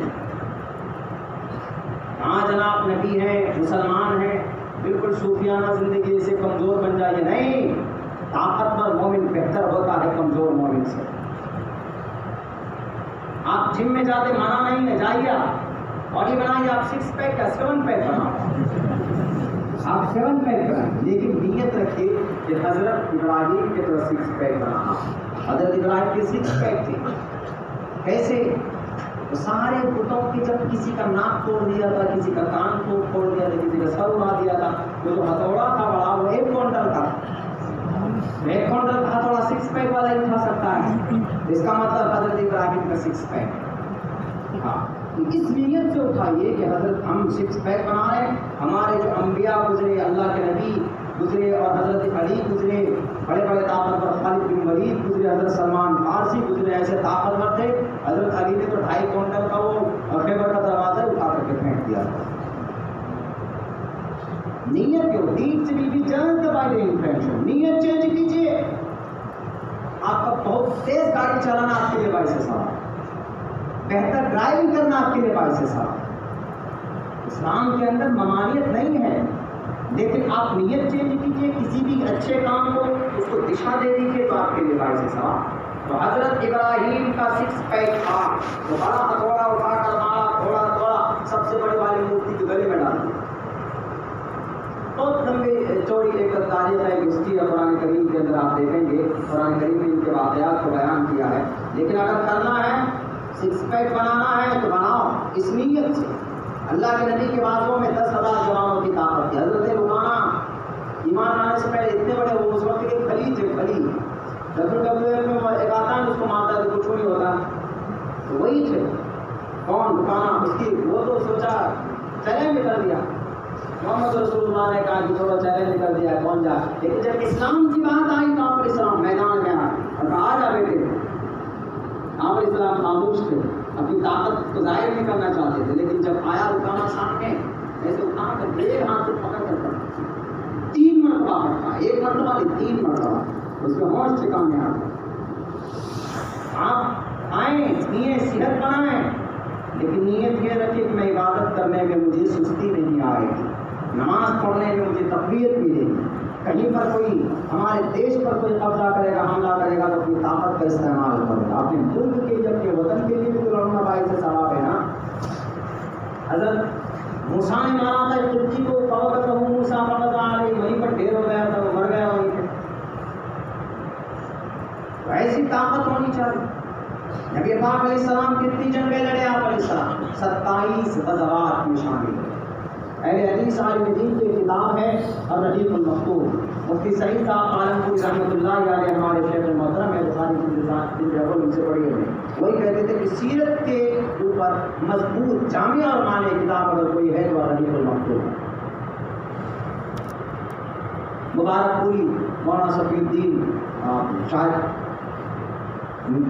صفی الرحمان صاحب مبارک پوری، وہ کتاب دلائل کی روشنی میں لکھی گئی، تو اس کتاب میں ہے 27 غزوات آپ علیہ السلام، ان میں سے 9 جنگ میں اسی جنگ کو تو لے کر اعتراض کرتے ہیں۔ یہ ملعون ملعوس تو ایک روز گیا تھا کیا لے کر 26 آئے تھے کہاں سپریم کورٹ، لگتا ہے سپریم کورٹ ان کے دادا کا گھر ہے، چلے گا لے جا کر کے لو جی یہ نکال دو، قرآن تمہارے نام کی کتاب لکھی ہوئی ہے، اس کو تو نبی چاہے محمد رسول اللہ چاہے تو نہیں بدل سکتے۔ آج کل کے علماء کرام سارے پوری دنیا کے مفتی قاضی سارے مفکر مفسرین اور سارے مجتہدین بیٹھ کر کے وہ یہ کہیں گے کہ الحمدللہ کے اوپر کا حمزہ اس کے اوپر الف جو زبر ہے اس کو نیچے کر دیجیے تو نہیں کر سکتے۔ تم سپریم کورٹ 26 آیت کو لے کر پہنچ گئے۔ 26 آیتوں میں کون سی آیت تھی؟ یا ایھا النبی حرض المؤمنین علی القتال، ایک آیت وَاعِدُّوا لَهُم مَّا اسْتَطَعْتُم مِّن قُوَّةٍ، ایک آیت کی فاقتلوا المشرکین حیث وجدتموہم، ایک آیت کی قل للمؤمنات یغضضن من ابصارہن، اس طرح کی جس میں جنگ ہے لڑائی ہے اور جس میں یہ ہے کہ کفار کو مشرکین کو اپنا دوست مت بناؤ، تو ظاہری الفاظ کو دیکھ کر فوراً لے کر پہنچ گئے کہ سپریم کورٹ جج صاحب یہ آیت نکال دیجیے، کیوں قتل کے اوپر یہ بات بیان ہے۔ سپریم کورٹ کے وکیل ایسے، سپریم کورٹ کے ججز ایسے نہیں ہوتے۔ انہوں نے کہا کہ مانسک اعتبار سے تو یہ بیمار ہو گیا ہے، اس کو کچھ نہیں ملا اس کی قرآن کریم کی آیت اٹھا کر لے کے آئے۔ فوراً کہا کہ آپ بکواس کرتے ہو تم، 50,000 روپے جرمانہ دینا پڑے گا۔ 50,000 روپے کا جرمانہ بھی ماتھے پہ تھپا لگا دیا اور کہا کہ آئندہ کبھی آئے تو تمہیں اندر بند کر دیں۔ اب رہی بات یہ، اسی مسئلے کو ایک نیوز اینکر نے اٹھایا، اسی مسئلے کو اٹھایا، کیا کہا؟ انہوں نے کہا کہ نہیں واقعات محمد رسول اللہ جہادی تھے، محمد رسول اللہ طالبانی تھے، محمد رسول اللہ فلاں تھے فلاں تھے فلاں تھے، سارے بکواس۔ ہاں محمد رسول اللہ جنگ میں شریک ہوئے، جنگ بدر میں، جنگ احد میں، غزوہ خندق میں، غزوہ حنین میں، فتح مکہ میں، اس طرح کی جنگیں لڑی گئی، آپ علیہ السلام شریک ہوئے، لیکن کسی بھی جنگ کو اٹھا کر دیکھو مسلمانوں اور میرے ہندو بھائیوں، آپ علیہ السلام نے کسی کے اوپر چڑھائی کرنے کے لیے، کسی کمیونٹی کسی قبیلے پر زبردستی کہ نہیں یہ کمزور ہے تو اس کو لوٹو مارو پیٹو نہیں، بلکہ آپ علیہ السلام جتنے بھی غزوات لڑے ہیں ان کفار کی طرف سے، ان مشرکین کی طرف سے کوئی نہ کوئی ظلم زیادتی ہوئی ہے، تب جا کر آپ علیہ السلام ان کے اس ظلم زیادتی کی نوارن کے لیے، ان کی تردید میں، ان کے رد میں تب محمد رسول اللہ کھڑے ہوئے ہیں جنگ میں، اور جنگ میں بوقت ضرورت جنگ کرنا، مقابلہ کرنا دشمنوں سے، یہ اپنی طاقت کا اور بلکہ وقت کی ضرورت پڑتی۔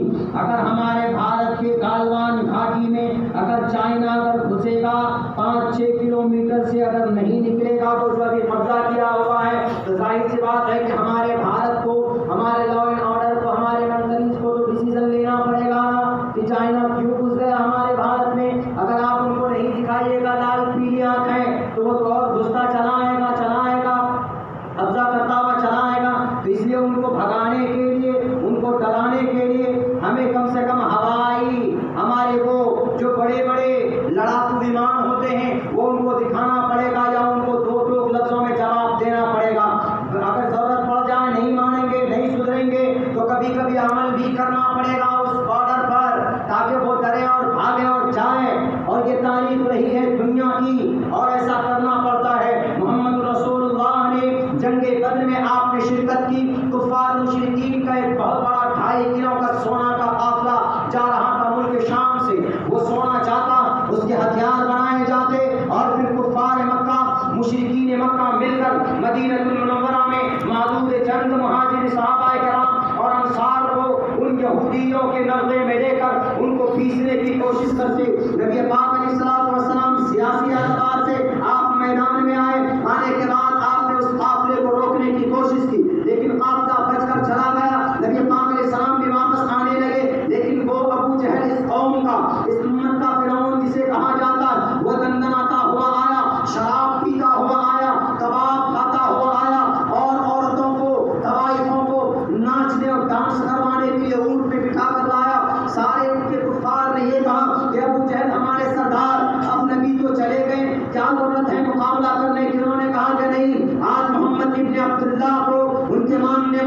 نہیں چھوڑوں گا، سب کا خاتمہ کر دوں گا۔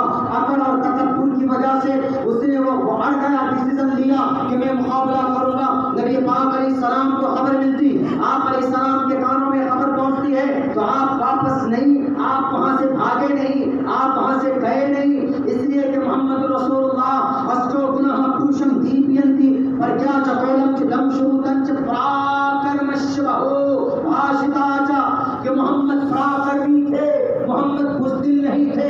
محمد رسول اللہ نے کہا کہ وہ غیر اللہ کو ماننے والوں، غیر اللہ کے ماننے والوں کا اعتماد اتنا مضبوط ہے، اتنا قوی ہے، وہ ہم سے لڑنے کے لیے آئے گا، ہم حق پر ہونے کے باوجود بھی ہم نہیں لڑیں گے۔ نبی پاک علیہ السلام نے فیصلہ بدلا اور آپ علیہ السلام نے بھی وہی خیمہ ڈال دیا اور کہا کہ آؤ ابو جہل، دیکھتے ہیں کہ تمہارے اندر کتنی طاقت تھی۔ میرے بھائیوں، میرے ساتھیوں، محمد رسول اللہ نے پہلی جنگ لڑی کفار مکہ کی ضد پر اڑنے کی وجہ سے، ابو جہل کی ضد پر اڑنے کی وجہ سے، ورنہ محمد واپس جا رہے تھے۔ محمد رسول اللہ نے فیصلہ کر لیا تھا جانے کا، نبی کے اوپر جہاد کا، جنگ کا، یا طالبانی کا، یا القاعدہ ہونے کا الزام لگانے والوں، نبی کی پہلی جنگ دیکھو، نبی پاک علیہ السلام نے معاف کر دیا تھا کہ جاؤ، ہم تم سے مقابلہ نہیں کرنا چاہتے، لیکن ابو جہل کو مزہ چکھنا تھا۔ ابو جہل کی ضد کی وجہ سے آپ علیہ السلام نے اپنی تلوار میان سے باہر نکالی۔ آپ علیہ السلام نے صحابہ کو کہا لگاؤ لائن، کھڑے ہو جاؤ، آج اس کو بتانا پڑے گا۔ اس سے یہ میسج ملتا ہے کہ آج اگر آپ کی شریعت پر کوئی الغار کرتا ہے، اگر آپ کی پورا کی مسجد پر کوئی حملہ کرتا ہے، آپ کی مسجدوں کو کوئی شہید کرتا ہے، تو بھارت کے سنویدھان میں آپ کو پروٹیسٹ کرنے کا، اپنے ملک کو بچانے کے لیے، اپنے سنویدھان کو بچانے کے لیے، اپنے مسجد مدرسوں کو بچانے کے لیے، اپنے علماء کرام کی گرفتاری کو روکنے کے لیے آپ کو قانون کو سامنے رکھ کر قانونی لڑائی لڑنے کے لیے میدان میں آنا چاہیے۔ بزدل بن کر گھروں میں نہیں بیٹھنا چاہیے۔ صرف مسجد سے یا صرف تقاریر سے کام نہیں چلے گا، بلکہ عملی اعتبار سے میں ٹیم تیار کرنی پڑے گی ان باطل طاقتوں کے مقابلے کے لیے۔ آج ہمارے پاس لائر نہیں، آج ہمارے پاس سول سروسز میں ہمارے پاس ہمارے بچے ٹی ایم نہیں بن پاتے، ہمارے بچے ایس ڈی ایم نہیں بن پاتے، ہمارے بچے ایس پی نہیں بن پاتے، ہمارے بچے ڈی ایس پی نہیں بن پاتے، ہمارے پاس ڈاکٹرز نہیں، ہمارے پاس سائنٹیفک کوئی ویگیانک، کوئی سائنس مین نہیں ہمارے پاس۔ آخر کیا ہو گیا ہے میرے مسلم بھائیوں؟ آپ دنیا کی بہترین قوم تھے، لیکن آپ بزدل کیسے بن گئے؟ آپ بہترین قوم کا خطاب لے کر دنیا کے اندر آئے ہو۔ آج بزدلی کی زندگی یہ ہے ہماری کہ کہیں پر کوئی ظلم زیادتی ہوتی ہے تو ہم خاموش ہو جاتے ہیں۔ آواز بلند کرنا سیکھو، کسی سے ڈرو مت، ڈرنا ہے تو اللہ سے ڈرو، واللہ حق تخشوا۔ ہزاروں مرتبہ ہمیں دھمکایا جاتا ہے، ہمارے لوکل نیتاؤں کے ذریعے سے مجھے ٹرول کیا جاتا ہے، ایف آئی آر کروائے جاتے، آپ کے اس بھائی کو ابھی تک اللہ تبارک و تعالیٰ نے حفاظت کر کے رکھا ہوا۔ یا ایھا الذین آمنوا ان تنصروا اللہ ینصرکم ویثبت اقدامکم۔ میں نے کہا کہ میں بولوں گا، میں سنویدھان کو بولوں گا، میں بھارت کے اتہاس کو بولوں گا، میں نبی کی سیرت کو بولوں گا، میں مصلحت نام کی کوئی چیز نہیں جانتا، اس لیے کہ بولنا پڑے گا۔ آج کی تاریخ میں نہیں بولیں گے تو ہماری اتہاس بدل کر رکھ دی جائے گی، ہماری تاریخ مٹا کر رکھ دی جائے گی۔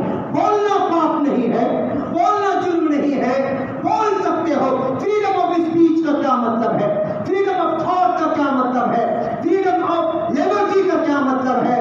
فریڈم آف بیسیکلی آپ کی جو فنڈامنٹل رائٹس ہیں اس کا کیا مطلب رہ جائے گا؟ کب استعمال ہوں گے یہ؟ ہمیں اور آپ کو استعمال کرنا پڑے گا۔ ابو جہل کا مقابلہ کون کیا؟ نوجوانوں، دو معصوم بچہ، ایک کا نام معاذ بن عمر اور دوسرے کا نام محفوظ بن افرا۔ ایک کی عمر تھی 13 سال، ایک کی عمر تھی 14 سال۔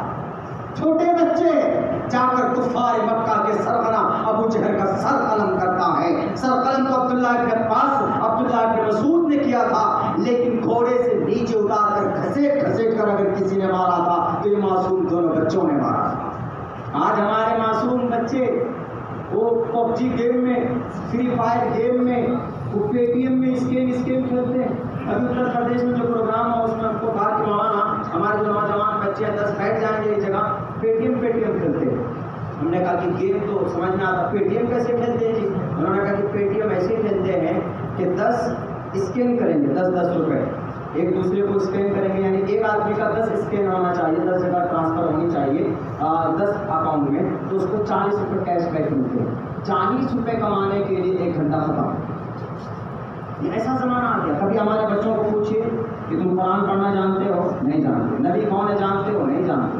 میرے پیارے نوجوان ساتھیوں، میں نہیں کہتا ہوں آپ لوگوں کو کہ آپ موبائل استعمال مت کیجیے، آپ کیجیے، فیس بک پہ استعمال کیجیے، واٹس ایپ بھی کیجیے، سب کچھ کیجیے۔ میرا فیس بک ہے ہی نہیں، ہم چلانا ہی نہیں جانتے۔ مجھے لوڈو ہوتا ہے، لوڈو ہم کو آج تک کھیلنا نہیں آتا۔ لوگ بولتے ہیں کہ مولانا آپ اتنی کم عمر میں اللہ نے آپ کو بہت کچھ نوازا ہے۔ میرے اندر بھائی میں اپنی تعریف بیان نہیں کر رہا ہوں، مجھے اور دوسری چیزوں کا شوق ہی نہیں ہے۔ بہت کم استعمال واٹس ایپ کا کرتے ہیں، بقدر ضرورت واٹس ایپ کا استعمال کرتے ہیں۔ خود عبدالرزاق صاحب نے 12 کئی مرتبہ کہا کہ مولانا ایک آپ میسج ویڈیو بنا کر کے دے دیے، میرے خیال سے 1 ہفتہ لگ گیا تو مجھے دے دینے بنا کر۔ ہم کو وہ سب بھی نہیں آتا، مجھے دلچسپی نہیں، آپ کو دلچسپی ہونی ہے ٹھیک ہے رکھیں، آپ نیشنل اس کا سوشل میڈیا کا استعمال کیجیے، لیکن صحیح کاموں پہ کیجیے، سب صحیح چیز کی کیجیے۔ آپ اپنی مولک ادھیکار کو نہیں جانتے، آپ کا مرڈر ہو جائے تو کون سا دھارا لگے گا؟ You don't know. دھارا 307 302 آپ کے اوپر حملہ ہو جائے تو کون سا دھارا لگے گا؟ یہ بھی نہیں جانتے۔ دھارا 307 کسی بچی کی ریپ ہو جائے تو کون سا دھارا لگے گا؟ دھارا 376 کسی بچی کی اجتماعی عصمت دری ہو جائے تو کون سا دھارا لگے گا؟ 376 یہ سب چیز معلوم ہونا چاہیے، بیسک ہے، بہت کوئی بڑی بات نہیں ہے، یہ سب چیزیں معلوم ہونی چاہیے۔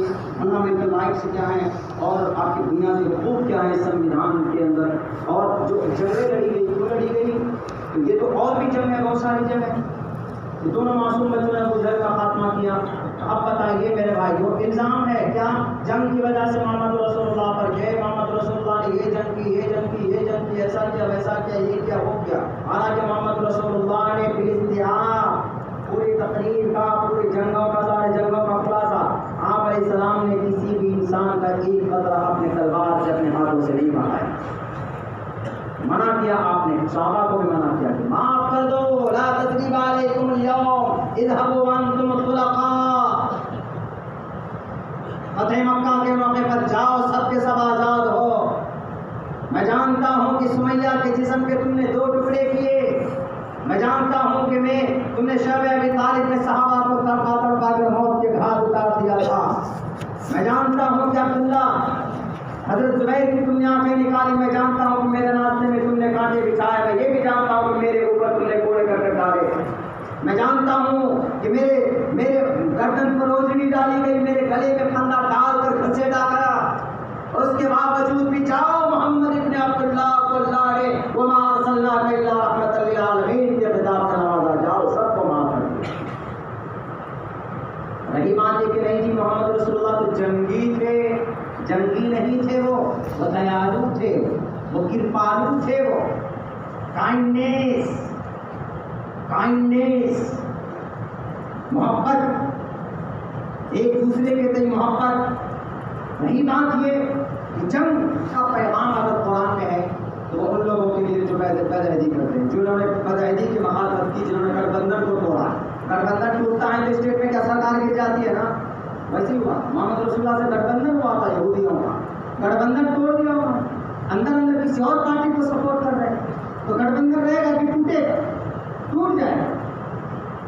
نہیں چاہیے مجھے تمہارے ساتھ، تم جھوٹے، تم فلاں کے ساتھ ملے، تم اس پارٹی کے ساتھ ملے، اس پارٹی کے ساتھ ملے، آج تم فوراً ہاتھ کھینچ لیں تو محمد رسول اللہ نے ایسے کیا، اور پھر اس کے اوپر سرکش کہ محمد رسول اللہ کے اوپر سے پتھر مارنے کی کوشش کی جا رہی ہے، محمد رسول اللہ کو توڑنے کی کوشش کی جا رہی ہے، تو آپ علیہ الصلوۃ والسلام نے کہا اچھا نہیں ماننا گے، تب جا کر محمد رسول اللہ نے چڑھائی کی۔ اور رہی بات یہ کہ قرآن میں تو بہت بعد میں جنگ کا تذکرہ ہے، پہلی سورت کے الحمدللہ رب العالمین الرحمن الرحیم مالک یوم الدین ایاک نعبد و ایاک نستعین، کہیں پر جنگ کا تذکرہ ہے نہیں ہے۔ اگر سورہ فاتحہ میں اگر جنگ کا کوئی تذکرہ ہوتا نا تو سب سے پہلے میڈیا والے ہوتے یہ دیکھو پہلے قرآن کی پہلی آیت کے پہلے سورت میں جنگ کے بارے میں بات کہی گئی ہے۔ واقعتاً یہی کتاب ہے جس سے طالبان کو روشنی ملتی ہے، یہی کتاب ہے جس سے اسامہ بن لادن پیدا ہوتا ہے، یہی صورت ہے جس کو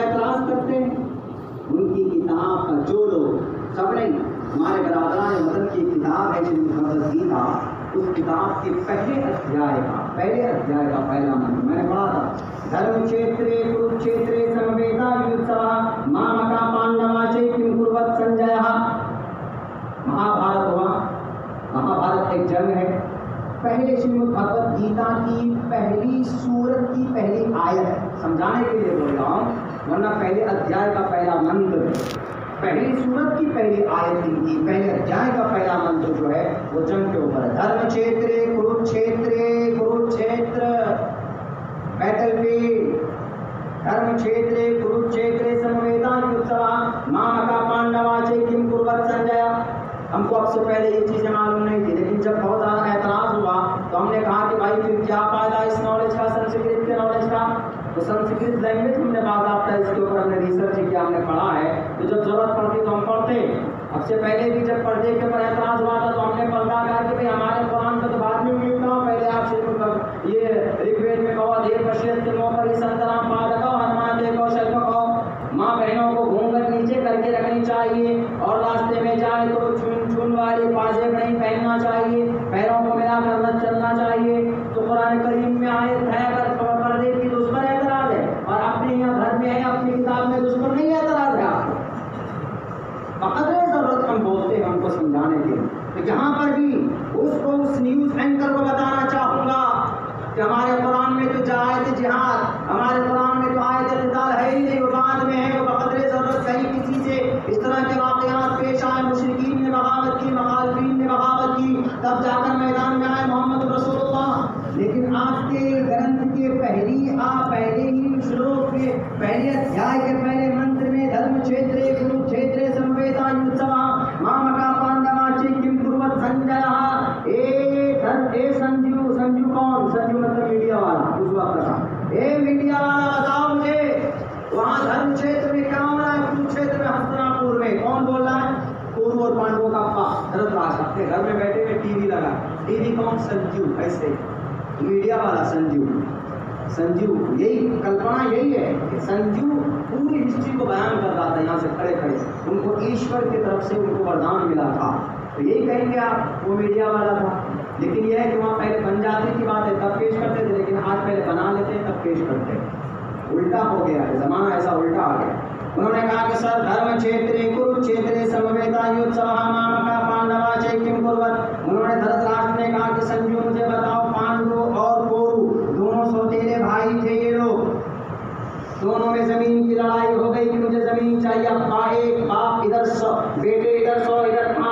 5 بیٹوں میں بڑا بیٹا ارجن تھا ادھر بھرت ادھر دریودھن تھا کوروں کا بڑا بیٹا تو ارجن نے دریودھن سے کہا کہ ہم کو بھی زمین چاہیے انہوں نے کہا کہ سوئی کے دانے کے برابر تم کو زمین نہیں دی جائے گی لڑائی ہو گئی ہستناپور میں جب لڑائی ہوئی ایک طرف کورو ایک طرف پانڈو 5 بھائی ادھر کورو اب کیا ہونا چاہیے تو اب باپ کیا کرے گا باپ کنفیوز ہو کر گھر میں بیٹھ گیا اس کے بعد جب ارجن آئے میدان میں ارجن کو دیا آئی تو ارجن نے فیصلہ کیا کہ نہیں میں اپنے بھائیوں کے خلاف نہیں لڑوں گا انہوں نے اپنا تیر دھنوش رکھ دیا اور اپنے پیچھے رتھ میں جا کر بیٹھ گئے he decided to put down his arrows and bows and sit down and behind his Rath Yatra اپنے رتھ کے پیچھے جا کر بیٹھ جاتے تب جا کر کون آتا ہے سامنے تب جا کر ایشور کے شری وشنو جی کے 8ویں اوتار شری کرشن جی آتے ہیں اوترت ہوتے ہیں اور آ کر کہتے ہیں مکتوار جنا سنکھو رتو پستو پواوشت وشرجا شرم چاپم شوک سمبگنمان سا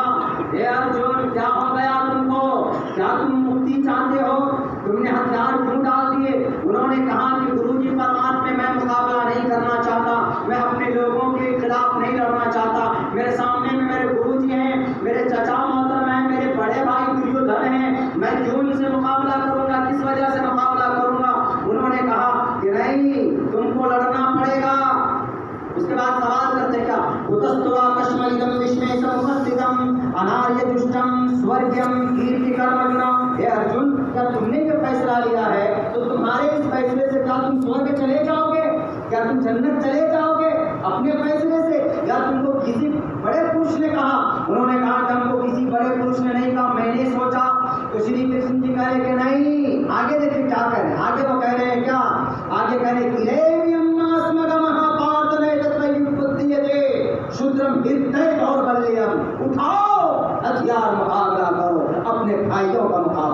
یہ اطہری ہیں.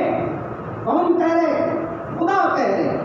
ہمارے ہندو بھائیوں کے عقیدے کے تعلق سے ان کا خدا کہہ رہے اٹھاؤ اور مقابلہ کرو. اگر شریمد بھگوت گیتا میں کرشن جی کہتے ہیں پانڈووں کو کہ مقابلہ کرو، تو قرآن میں اگر اللہ محمد رسول اللہ کو کہا تو ان کے پیٹ میں کیوں درد ہوتا؟ ما کان یا ایھا النبی حرض المؤمنین علی القتال. اٹھاؤ لوگوں کو مقابلے کے لیے. گھر میں آپ کی بیٹی کی عزت لوٹ لے، کیا خاموش رہیں گے؟ اس وقت کے لیے کہا جاتا ہے کہ اٹھاؤ تلوار اور اس کو پکڑو، اس کو جیل تک پہنچاؤ، کے اپنے کردار تک پہنچاؤ. اسی لیے بات سمجھنے کی ہے. کسی بہکاوے کے بہکانے سے نہیں بہکنا چاہیے ہمارے بھارت کے نان مسلم بھائیوں کو، اور سمجھنے کی ضرورت ہے. ان کے منہ میں سامنے میں کھڑے ہو کر دو لفظوں میں ان کو جواب دینے کی ضرورت ہے. میرے بھائیوں، میرے ساتھیوں، یہ چیز جانکاری سے، یہ چیز اسٹڈی سے، اور یہ چیز جہاں تک آپ مطالعہ کریں گے آپ کے لیے بہتر ہوگا. اللہ کے نبی علیہ السلام ہماری زندگی کے رول ماڈل اگر کوئی ہے تو محمد رسول اللہ صلی اللہ علیہ وسلم. ان کے بغیر کوئی چارہ نہیں ہے بھائی، بس اتنا سمجھنے چاہیے. اور نوجوانوں کو مخاطب کروں گا میں کہ نوجوانوں، آپ کی جوانی بہت کام کی. یہودی جو سب سے کمزور کمیونٹی، سب سے کمزور، سالوں سال جیلوں میں رہے، سالوں سال وہ ہٹلر نے 6 لاکھ یہودیوں کو مارا گیس کے چکر میں، پھر بعد میں نوکری کی، غلامی کی. لیکن ابھی کی تاریخ میں ریسرچ کیجیے، 75% کامیاب. اور ملٹی نیشنل کمپنیز کے شیئر ہولڈرز اگر کوئی ہیں تو یہ یہودی، نصارہ بھی نہیں، یہودی. کیوں؟ ان کے نوجوانوں نے گروہ کیا. اور آپ اسکول میں ڈالا، اپنے مکتب میں ڈالا، اپنے مدرسے میں ڈالا. مولانا بنی، عالم بنی، ایک سینے میں قرآن اور دوسری طرف آپ کے حدیث، اور آپ کے سر کے اوپر، آپ کے ہاتھوں کے اندر میں بھارت کا سنویدھان. آپ پڑھے لکھے ہیں تو آپ کسی لا اینڈ آرڈر کا غلط استعمال آپ پر ہوگا تو آپ جواب دے پائیں، بتا پائیں. آپ کو نوٹس آتی ہے تو آپ کو کیا کرنا، فوراً اپنے وکیل کو لے کر کے آپ اینٹیسپیٹری بیل کے لیے کہاں جائیں گے؟ آپ کورٹ جائیں گے. ہمارے میں سے بہت لوگوں کو پتہ ہی نہیں ہوتا، پریشان ہوتے، ادھر پڑھ لے جاتے، ادھر پڑھ لے جاتے. پولیس والے پکڑ کر ہاتھ میں ڈال کر چلے جائیں گے. وداؤٹ نوٹس نہیں کر سکتا آپ کو کوئی ایسا، آپ کے منہ میں گولی ہوگی تب. اسی لیے میں کہا کرتا ہوں، آپ اپنی زندگی دیکھیے، انقلاب پیدا ہوا ہے جوانوں سے. تاریخ اٹھائی، حضرت ابوبکر صدیق ایمان لائے 37 سال عمر تھی. حضرت عمر ایمان لائے 26 سال عمر تھی. حضرت علی عمر لائے کتنی عمر تھی؟ 12 سال. اور جواب کیا تھا؟ اللہ کے نبی نے کہا کہ علی ایمان لانا چاہتے ہو؟ ہاں، جاؤ اپنے ابا سے مشورہ کر لو. انہوں نے کہا کیوں؟ ابا سے کیوں مشورہ کر؟ کہا وہ تمہارے ابا میرے چچا ہیں اور میرے سرپرست بھی ہے، تیری بھی روٹی کم میری بھی بات. پہلے پوچھو، مشورہ کرو بڑے میاں سے.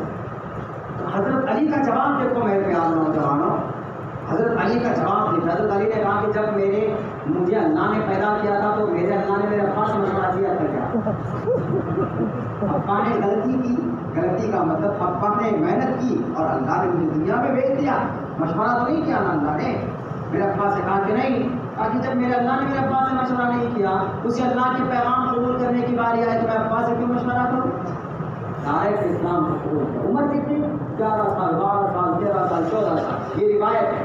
14 سال سے اوپر تو ہے نہیں. وہ تو چھوڑیے، حضرت عبداللہ ابن عباس 16 سال کی عمر میں مفسر بن گئے. وہ مفسر، تمام دنیا کے مفسروں کا قلم جہاں رک جاتا ہے، حضرت عبداللہ ابن عباس 16 سال کی عمر میں. حضرت زید بن ثابت 16 سال کی عمر میں 17 دن کے اندر سریانی اور تگرامی زبان کا ٹرانسلیشن کیا. پورے قرآن کریم کو پوری دنیا کے اندر پھیلانے کی کوشش کی. دنیا کا سب سے پہلے ٹرانسلیٹر ہے. اسامہ بن زید 18 سال کی عمر میں سپہ سالار بنائے گئے. حضرت امام مالک 17 سال کی عمر میں مدینہ المنورہ کے چیف بنے، مدینہ المنورہ کے قاضی بنائے گئے. عتاب بن اوسر، عتاب بن اسید 21 سال کی عمر میں جو مکہ المکرمہ کے گورنر بنائے گئے. عبداللہ ابن اوسر 22 سال کی عمر میں اندلس اور یورپ کو فتح کیا. محمد بن قاسم، محمد بن فاتح 22 سال کی عمر میں قسطنطنیہ کو فتح کیا. محمد بن قاسم الثقفی سندھ میں آ کر جھنڈا گاڑا، کامیابی کا. 17 سال کی عمر 30 نوجوان کی. میرے نوجوان ساتھیوں، یہ جوانی ہے آپ آپ کے یہاں جماعت کا تبلیغ کا کام ہوتا ہے, مسجد کا کام ہوتا ہے, تو محنت کے ساتھ کیجیے. آپ اگر تجارت کے فیلڈ میں ہیں تو بہتر ڈھنگ سے کیجیے. اگر آپ سیاست میں ہیں تو بہتر انداز میں بہتر نیتا بنیے اور خلق نیتاؤں کے پسینے چھوڑیے. ابھی ہم نے ناک میں دم کر کے رکھا ہوا اپنے علاقے کے کچھ نیتاؤں, وہ کہہ رہے کہ یار یہ مولانا صاحب ہے کہ کیا ہے, یہ تقریر کیوں نہیں کرتے, مسجد مدرسوں میں کیوں جاتے, یہ فیلڈ میں کیوں آئے. ہم نے کہا کہ 1 سال میں 1,57,00,000 روپے خرچ کیا, میں چھوڑ دوں. من رأى منكم منكرا فليغيره بيده فإن لم يستطع فبلسانه فإن لم يستطع فبقلبه وذلك ضعف الإيمان. ہم نے پڑھا ہے حدیث میں, جو برائی روک سکتے ہو تو روکو ہاتھوں سے, نہیں تو زبان سے روکو, زبان سے نہیں تو دل سے برا جانو. میرے اندر طاقت ہے, میں ہاتھوں سے روکوں گا. کیا کروں گا؟ میں نے بہار کے ویب سائٹ پہ جا کر 2600 پیج کا پورا مٹیریل نکالا. ہم نے کہا کہ دیکھو یہ تمہارا کرپشن ہے, جاؤ کیس کرو ہم پر, جاؤ کس کے پاس جاتے ہو. سوچا کہ ہیں تو مکھیا جی, ہم چلے گئے, پردھان تو ہیں, چلے گئے اگر تو ہم ہی الٹا پھنس جائیں گے, کیونکہ گھوٹالا سچ میں کیا ہوا. سیاست کرتے ہیں کہ ایمانداری, لوگوں کی خدمت کی نیت سے سیاست کیجیے. منع نہیں ہے سیاست میں آنا, خدمت کا جذبہ رکھیے. سوشل کام کرتے ہیں. کووڈ-19 میں بہت سارے لوگوں نے بہت سارے کامیں کی. آپ کے علاقے میں, آپ کے شہر نرمل کے اندر بھی بہت سارے لوگوں نے, جو خصوصاً ہمارے بھائی عبدالرزاق نے بھی اس میں تعاون دیا. یہ ہیومنٹی ہے. غیر ہو, یہود ہو, نصارہ ہو, پڑوسی کوئی بھی ہو, اس کی مدد کیجیے. اگر آپ کا پڑوسی آپ سے معمول نہیں, پریشان ہوتا ہے, تو آپ جنت بھی نہیں جا پائیں گے. لا يدخل الجنة من لا يحمل جاره بوائقه. A person will not enter the paradise whoever is not safe from his cruelties.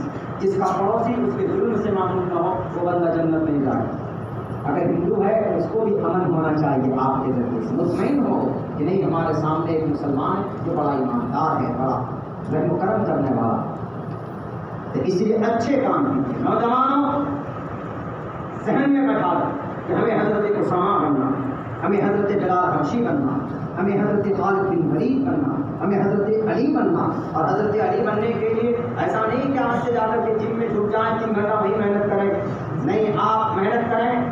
آپ اپنی جو کام ہے گھر کے ماں باپ کے فرمان کے مطابق, ان کے منشا اور ان کی مرضی سے کوئی بھی کام کریں. ان کے خلاف نہیں کہ ماں باپ کو ڈنڈے مار کر کے کوئی بھی کام کرو. جنت کے دروازے پر لٹک کر مر جاؤ گے, سب جنت میں جائیں گے. تمہارے لیے وہ سائن بورڈ لگا دیا جائے گا کہ گیٹ آؤٹ تمہارے لیے. اس لیے ماں باپ کی رضامندی ضروری ہے. کوئی بھی کام کیجیے, ماں باپ کو راضی کر کے کیجیے, اور اچھا کام کیجیے, اور قرآن کریم کو پڑھنا سیکھیے, تلاوت کرنا سیکھیے. جن کی جو ترتیب اپنی زندگی کی بنائیے. انشاءاللہ اگر آپ اس قوم کے اندر اگر اگلے 50 سال کے اندر میں تبدیلی نہیں آئی, ایجوکیشن کو اپنائیے, سول سروسز میں جائیے, دینیات کو, اپنے عقائد کو صحیح کیجیے, مدارس مکاتب کو آپ لوگ امپروو کیجیے, آگے بڑھائیے, محنت کیجیے. تو انشاءاللہ آپ کی یہ جوانی مرنے کے بعد پھر دیکھیے, مر کر چلے جائیں گے, لیکن آنے والی نسل کے لیے جو بہتر کام ہو جائے گا وہ قیامت تک زندہ رہے گا, قیامت تک اس کا ثواب آپ کو ملتا رہے گا. ایک 2 منٹ میں واقعہ بتاتا ہوں. میں ہمارے ماں باپ کی بھی ذمہ داری ہے, جو ماں باپ ہیں یہاں پہ, اپنے اولاد کو صحیح رہنمائی کی. ماں باپ کی صحیح رہنمائی کی وجہ سے اولاد آپ کا اسٹرانگ بنتا ہے. مثال میں کسی صحابی کا نہیں دوں گا, کسی اللہ کے ولی کا نہیں دوں گا. آپ کے علاقے, آپ کے پڑوسی کے اندر ابھی 20 نومبر 1750 میں ایک شیر پیدا ہوا, بھول گئے ہم ان کی ہسٹری, ان کی تاریخ کے اوپر میرا ایک پروگرام منٹھا میں تھا, یہیں پہ مہاراشٹر میں. شیر ہندوستان فتح علی خان سلطان ٹیپو سلطان. طاقت دینداری کہاں سے آئی؟ اس کی باپ کی وجہ سے. آپ حیدر علی خان 10 سال کی عمر میں قید کر لیے گئے تھے, یہ باپ کو جلا وطن کی سزا ہو گئی تھی, لیکن اپنے باپ کی نصیحت کی بیٹے اللہ کی ذات پر بھروسہ رکھتے ہوئے, اللہ کی طاقت کا اندازہ محسوس کرتے ہوئے تم نیک کام کرنا, یہ بات کی طاقت ہے, میں خود نہیں بات. 10 دن رہے مقید, اس سریے کو کاٹ کر اپنے بھائی کو قید سے رہا کیا, اور پھر 15 سال کی عمر میں سب سے پہلی جنگ لڑی. اور جب ان کے ابا کا انتقال ہو جاتا ہے تو آخر اپنی زندگی کے اندر میں ان کی دینداری آئی ہے. ان کا معمول تھا تہجد پڑھتے تھے, تہجد کے بعد فجر کی نماز پڑھتے تھے, پھر قرآن کریم کی تلاوت کرتے تھے, پھر جا کر بہترین ڈرائیونگ کرتے تھے, مطلب گھڑ سواری کرتے تھے. آپ کپاچی چلائیں, آپاچی چلائیں, آپ کو چلائیں, نیت صحیح رکھیے کہ لوگوں کی مدد کروں گا, دین کی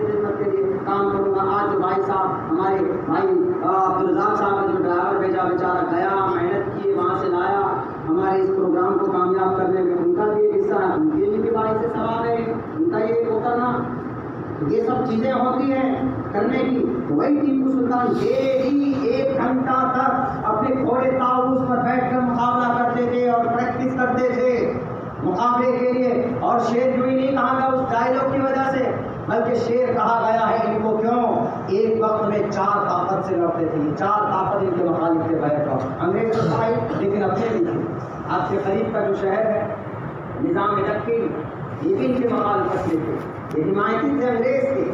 اور دوسری طرف نواب محمد علی، یہ بھی حمایتی تھے انگریز کے. اور یہ کیا بولتے ان کا مہاراشٹر کے مراٹھا سینا، یہ مخالف تھے ان کے. کئی مرتبہ کوشش کی لیکن پیچھے سمندر سارے مخالف کے سامنے میں انہوں نے کہا کہ میں ایک سچا محب دھرم ہوں، محب قرآن ہوں، عاشق رسول ہوں، لیکن اس کے ساتھ ساتھ میں محب وطن بھی ہوں. آفر پہ آفر دیا. انہوں نے کہا کہ مجھے میرے ایمان کو کوئی نہیں پہ خرید سکتا، جاؤ مقابلے کے لیے دعوت دیتا ہوں تمہیں. چاروں طرف سے جب دیکھا نظام تقسیم نے منع کر دیا کہ ٹیپو سلطان میں تیری مدد نہیں کروں گا. نواب محمد علی خان نے منع کر دیا، انگریز تو سامنے تھے ہی، اور پھر مراٹھا سیناؤں نے منع کر دیا. سمندر پیچھے کہاں جائیں بھاگ کر. اپنوں نے غداری کی. میر صادق نے ہاتھ ملایا انگریز سے. میر معین الدین، میر قمر الدین یزید پہلو کے. میر جعفر کی تاریخ تو ان کے ساتھ، نواب سراج الدولہ کے ساتھ. لیکن جب بچے کی پرورش بچپن سے ہوتی ہے، ماں باپ اس کو دینی مزاج پیدا کر دیتے ہیں. کان ابواہ یحفظانہ او ینجسانہ او ینصرانہ. ماں باپ کے ماحول جیسے ہوتے ہیں، گھر کا ماحول جیسا ہوتا ہے، بچے کا ذہن ویسا بنتا چلا جاتا ہے. میرے بھائی بچپن میں جو اس کے دل و دماغ میں ایمانداری آئی، ایمان پر مرنا اور مٹنا اور خوددار ان کے دل کے اندر جو پیدا ہوئی تھی وہ مرتے دم تک رہی. ایک وقت کافر نے حملہ کیا. میر معین الدین اور میر قمر الدین نے ان کے ساتھ مخالفت کی، دشمنوں سے ہاتھ ملایا، اور پھر وہ گیٹ کھولا جاتا ہے اس کا، پورے قلعے کا اندر داخل ہوتے ہیں. یہ ٹیپو سلطان لڑتے ہیں، مقابلہ کرتے ہیں. میرے بھائی طاؤس نامی گھوڑے پر سائی جاتی ہے، گھوڑا گر جاتا، لیکن پھر بھی ان کے دونوں ٹانگوں میں گولی لگنے کے باوجود بھی پھر بھی لڑتے ہیں. اس مہینے کی 20 تاریخ کو ان کا جنم ہوا تھا. اس لیے میں آپ کو روشنی ڈال رہا ہوں، نوجوانوں خصوصاً آپ کو، کہ آپ اپنی زندگی کو صحیح بھی بنا سکتے ہیں یا پھر فیس بک واٹس ایپ کے اندر اپنی زندگی کو ضائع بھی کر سکتے ہیں. جب گولی لگی دونوں ٹانگوں میں تو بھی مقابلہ کر رہے ہیں. اور جس دن مقابلے کے لیے کھڑے ہوئے تھے وہ 6 مئی کو 1799 کو، اس دن فجر کی نماز پڑھ کر 1 پارہ تلاوت کی تھی پہلے انہوں نے بیٹھ کر اپنے حجرے میں، تب جا کر مقابلے کے لیے میدان میں نکلے تھے. وہ تلوار اور طاؤس نامی گھوڑے پر بیٹھ کر جب دیکھا کہ مقابلے کر رہے ہیں تو انگریز نے پیچھے سے گولی ماری، یہاں پر ان کے کان کے اوپر، یہاں پر گولی لگی. 2 گولیاں مارتے ہوئے فوراً نیچے گر جاتے ہیں. جس سپاہی نے گولی ماری وہ آ کر دیکھتا ہے کہ کمر کے اوپر ایک پٹا بندھا ہوا ہے ہیرے جواہرات کا. اس پٹے کو نکالنے کی کوشش کی تو اس وقت ان کی جان، اس وقت ان کی روح پرواز نہیں ہوئی اور ان کا تلوار کیا. اس انگریز کی اس چہرے کا، اس فوجی کا سر تن سے جدا کر دیا. دور سے جنگل ہار سے دیکھ رہا تھا، کہا کہ بابی تو شیر واقعی تم شیر. مرنے سے پہلے ان کے ایک مرید نے کہا کہ سر آپ ہتھیار ڈال دیجیے، انگریز سے مل جائیے. اس وقت انہوں نے کہا تھا کہ شیر کی 1 دن کی زندگی ادھر کی 100 سالہ زندگی سے بہتر ہے. شیر تھے، وہ 4 طاقت سے مقابلہ کر رہے تھے، کوئی مدد کے لیے نہیں آیا. اور اپنے جو تھے، جو سب سے بڑا سپہ سالار میر صادق، وہ بھی باغی ہو گیا تھا، وہ بھی لٹیرا بن گیا. میرے بھائیو، میرے ساتھیو، جنگل ہار 5 گھنٹہ نہیں پہنچا اس نیک اللہ والے کے پاس، اس کی باڈی کے پاس. کیوں؟ شیر سو رہا ہے، ایک سچا مومن سو رہا، جس کو کروڑوں روپے خرید نہ پائے، اس کی موت آسانی سے نہیں ہو سکتی. ایسا ڈر رہا تھا، کانپ رہا تھا وہ. لیکن جب آخر میں قریب میں جا کر جیسے اس کے پیر کو ہلاتا ہے، دیکھا کہ بھئی اب اس کی روح برباد ہو چکی ہے. تب جا کر اس کی باڈی کو ایسے ہٹا کر اس کے سینے پر کھڑا ہوا. تب دونوں بندوق کو اوپر اٹھا کر کے کہا تھا کہ آج سے یہ بھارت ہمارا. وہ تھے ٹیپو سلطان. آج تو کچھ لوگ ان کے پیچھے رہے. ستی پر تھا ننگا پن. عورت کو ڈپریس اور جو ان کے استان ہوتے ہیں، پستان ہوتے ہیں، ان کو ننگا رکھنا ضروری تھا. برہمن واد میں زمانے میں، ٹیپو سلطان کے زمانے میں کچھ ایسے ہمارے وہاں پروشوں نے ایسا قانون بنا دیا تھا، صرف اپنی شرمگاہ کو ڈھکتی تھی تاکہ پورا بدن ننگا. لیکن ٹیپو سلطان نے کہا تھا کہ اس ستی پرتھا کو بند کرو، کوئی عورت بیوہ ہو جائے تو دوبارہ شادی نہیں کر سکتی، لیکن ٹیپو سلطان نے کہا کہ یہ بھی نہیں چلے گا، کوئی عورت بیوہ ہو جائے، اس کا شوہر مر جائے، اس کو اگنی میں جل کر بھسم ہونا پڑتا تھا، ٹیپو سلطان نے کہا یہ بھی بند کرو۔ اس بندے کا کردار اور کیریکٹر تھا۔ میرے بھائیوں، وقت بہت ہو چکا ہے، بہت ساری باتیں اور بھی کہنی تھی، لیکن انشاءاللہ آئندہ کے لیے اگر مقدر میں ہے، نصیب میں ہے تو میں پھر آؤں گا، اور بہت ساری باتیں ہمیں اتہاس کے تعلق سے بھی بتانی تھی، تو بس ابھی تو صرف اتنی بات ہوئی۔ وسیم رضوی کا کیا وہ چرچا سامنے آ گیا، بتانا ضروری ہے اس کو، تاکہ ہمارے نوجوان جن کے دل و دماغ میں کنفیوژن ہے وہ دور ہو جائے، اس کے بارے میں سیدھا عقیدہ ہے کہ وہ مشرک ہے، وہ کافر ہے۔ جو بھی باتیں کہی گئی سنی گئی ہے، اللہ سے دعا کرتا ہوں کہ اللہ تبارک و تعالیٰ کہنے سننے سے زیادہ ہم تمام مسلمانوں کو اس پر عمل کی توفیق عطا فرمائے۔ میں نے منتر سنتر پڑھنا ہے، چلے درود شریف پڑھیں۔ اللہم صل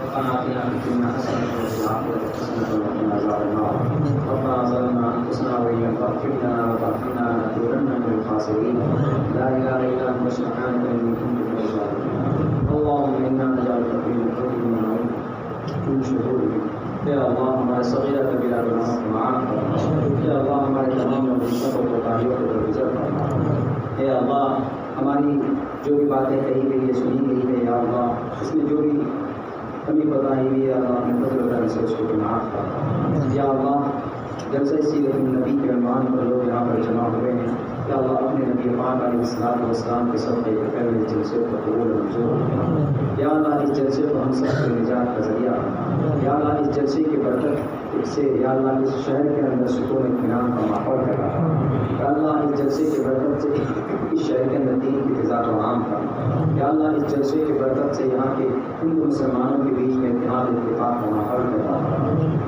یا اللہ آج پوری دنیا میں امت مسلمہ ذلیل و رسوا ہو رہی ہے، یا اللہ آپ نے کہا وان کو بلا لو، اس کے باوجود بھی ہم ذلت اور خوار کی زندگی گزار رہے ہیں، یا اللہ اس میں کوئی شک نہیں ہے کہ ہمارے اعمال بد کا نتیجہ ہے کہ آج ہم رسوا اور ذلیل ہو رہے ہیں، یا اللہ آج نبی کے صدقے میں یا اللہ گزارش کرتے ہیں، دعا کرتے ہیں کہ ہمارے تمام ان گناہوں سے ہم معافی کا اعلان کرتے ہیں، ہماری توبہ کو قبول فرمانا، یا اللہ اس مبارک مجلس میں اللہ تمہاری توبہ کو قبول فرما، یا اللہ ہمیں عزت و آبرو ہمارے ساتھ تمام امت مسلمہ کے ساتھ رحم و کرم کا معاملہ فرما، یا اللہ ہمارے مدارس کی حفاظت فرما، مکاتب کی حفاظت فرما، یا اللہ خانقاہ کی حفاظت فرما، یا اللہ علماء کرام کی عزت و آبرو کی حفاظت فرما، یا اللہ خصوصاً مولانا کلیم صاحب، مفتی جہانگیر صاحب، محمد وطن صاحب، مفتی عبدالسمیع صاحب اور دیگر اکابرین علماء کرام کو جیل کے سلاخوں کے اندر ڈالا گیا، یا اللہ معصوم ہے وہ، یا اللہ ان کے رہائی کے اسباب پیدا کرنا، یا اللہ امت مسلمہ کی عزت و آبرو کی حفاظت کرنا، یا اللہ آج تریپورہ میں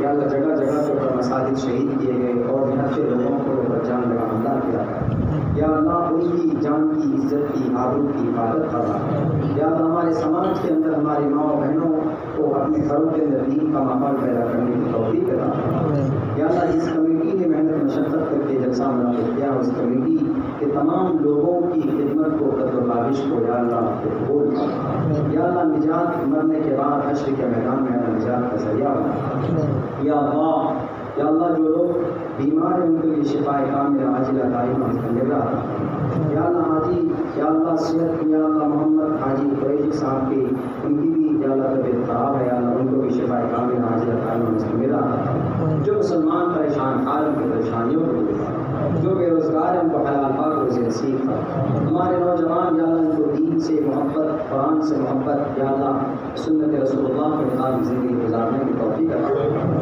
یا اللہ ایک دوسرے کی مدد کرنے کی یا اللہ دل کے اندر یا اللہ داعیہ پیدا فرما، یا اللہ دین کی شریعت کی بقا کے لیے جہاں پر بھی جو کام ہو یا اللہ دل جمیع کے ساتھ یا اللہ خلوص و اخلاص کے ساتھ کرنے کی توفیق عطا فرما،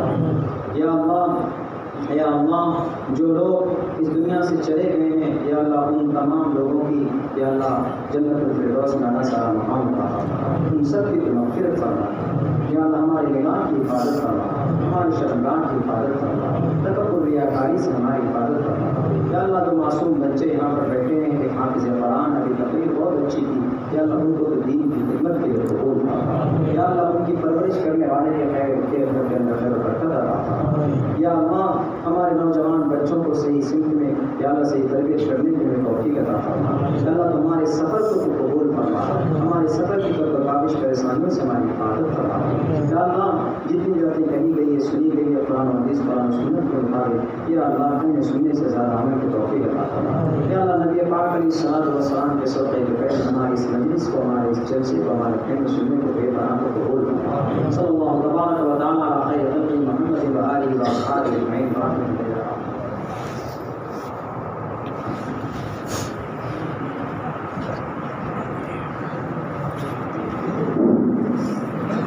ہم تمام احباب کا فرداً شکریہ ادا کرتے ہیں کہ آپ حضرات دور دراز سے تشریف لائے، اللہ تعالیٰ آپ کے آنے کو قبول فرمائے۔ آپ احباب سے گزارش ہے بھی تھوڑا دور ہو جائیں، نکلنا ہے کیونکہ دور جانا ہے، جگہ دے دیں، مسافر کا ماحول نہ بنائیں، جگہ دینے میں دور ہٹ جائیے بھی تھوڑا سا، جگہ دے دیں۔ دیکھیے اس طرح تکلیف دینا بھی ہمارے لیے صحیح نہیں ہے۔ آپ احباب سے گزارش ہے صرف دیدار کر لیجیے، ہمارے لیے کافی ہے۔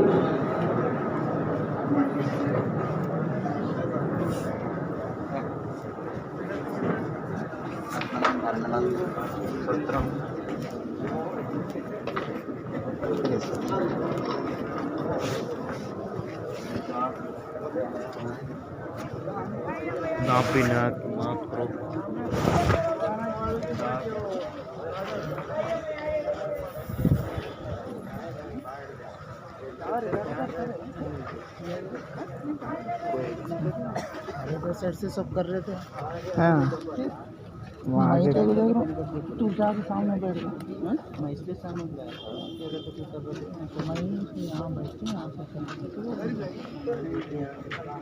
میں آڈیو کراؤں، میں آڈیو کرا ان کا بیان لے لا۔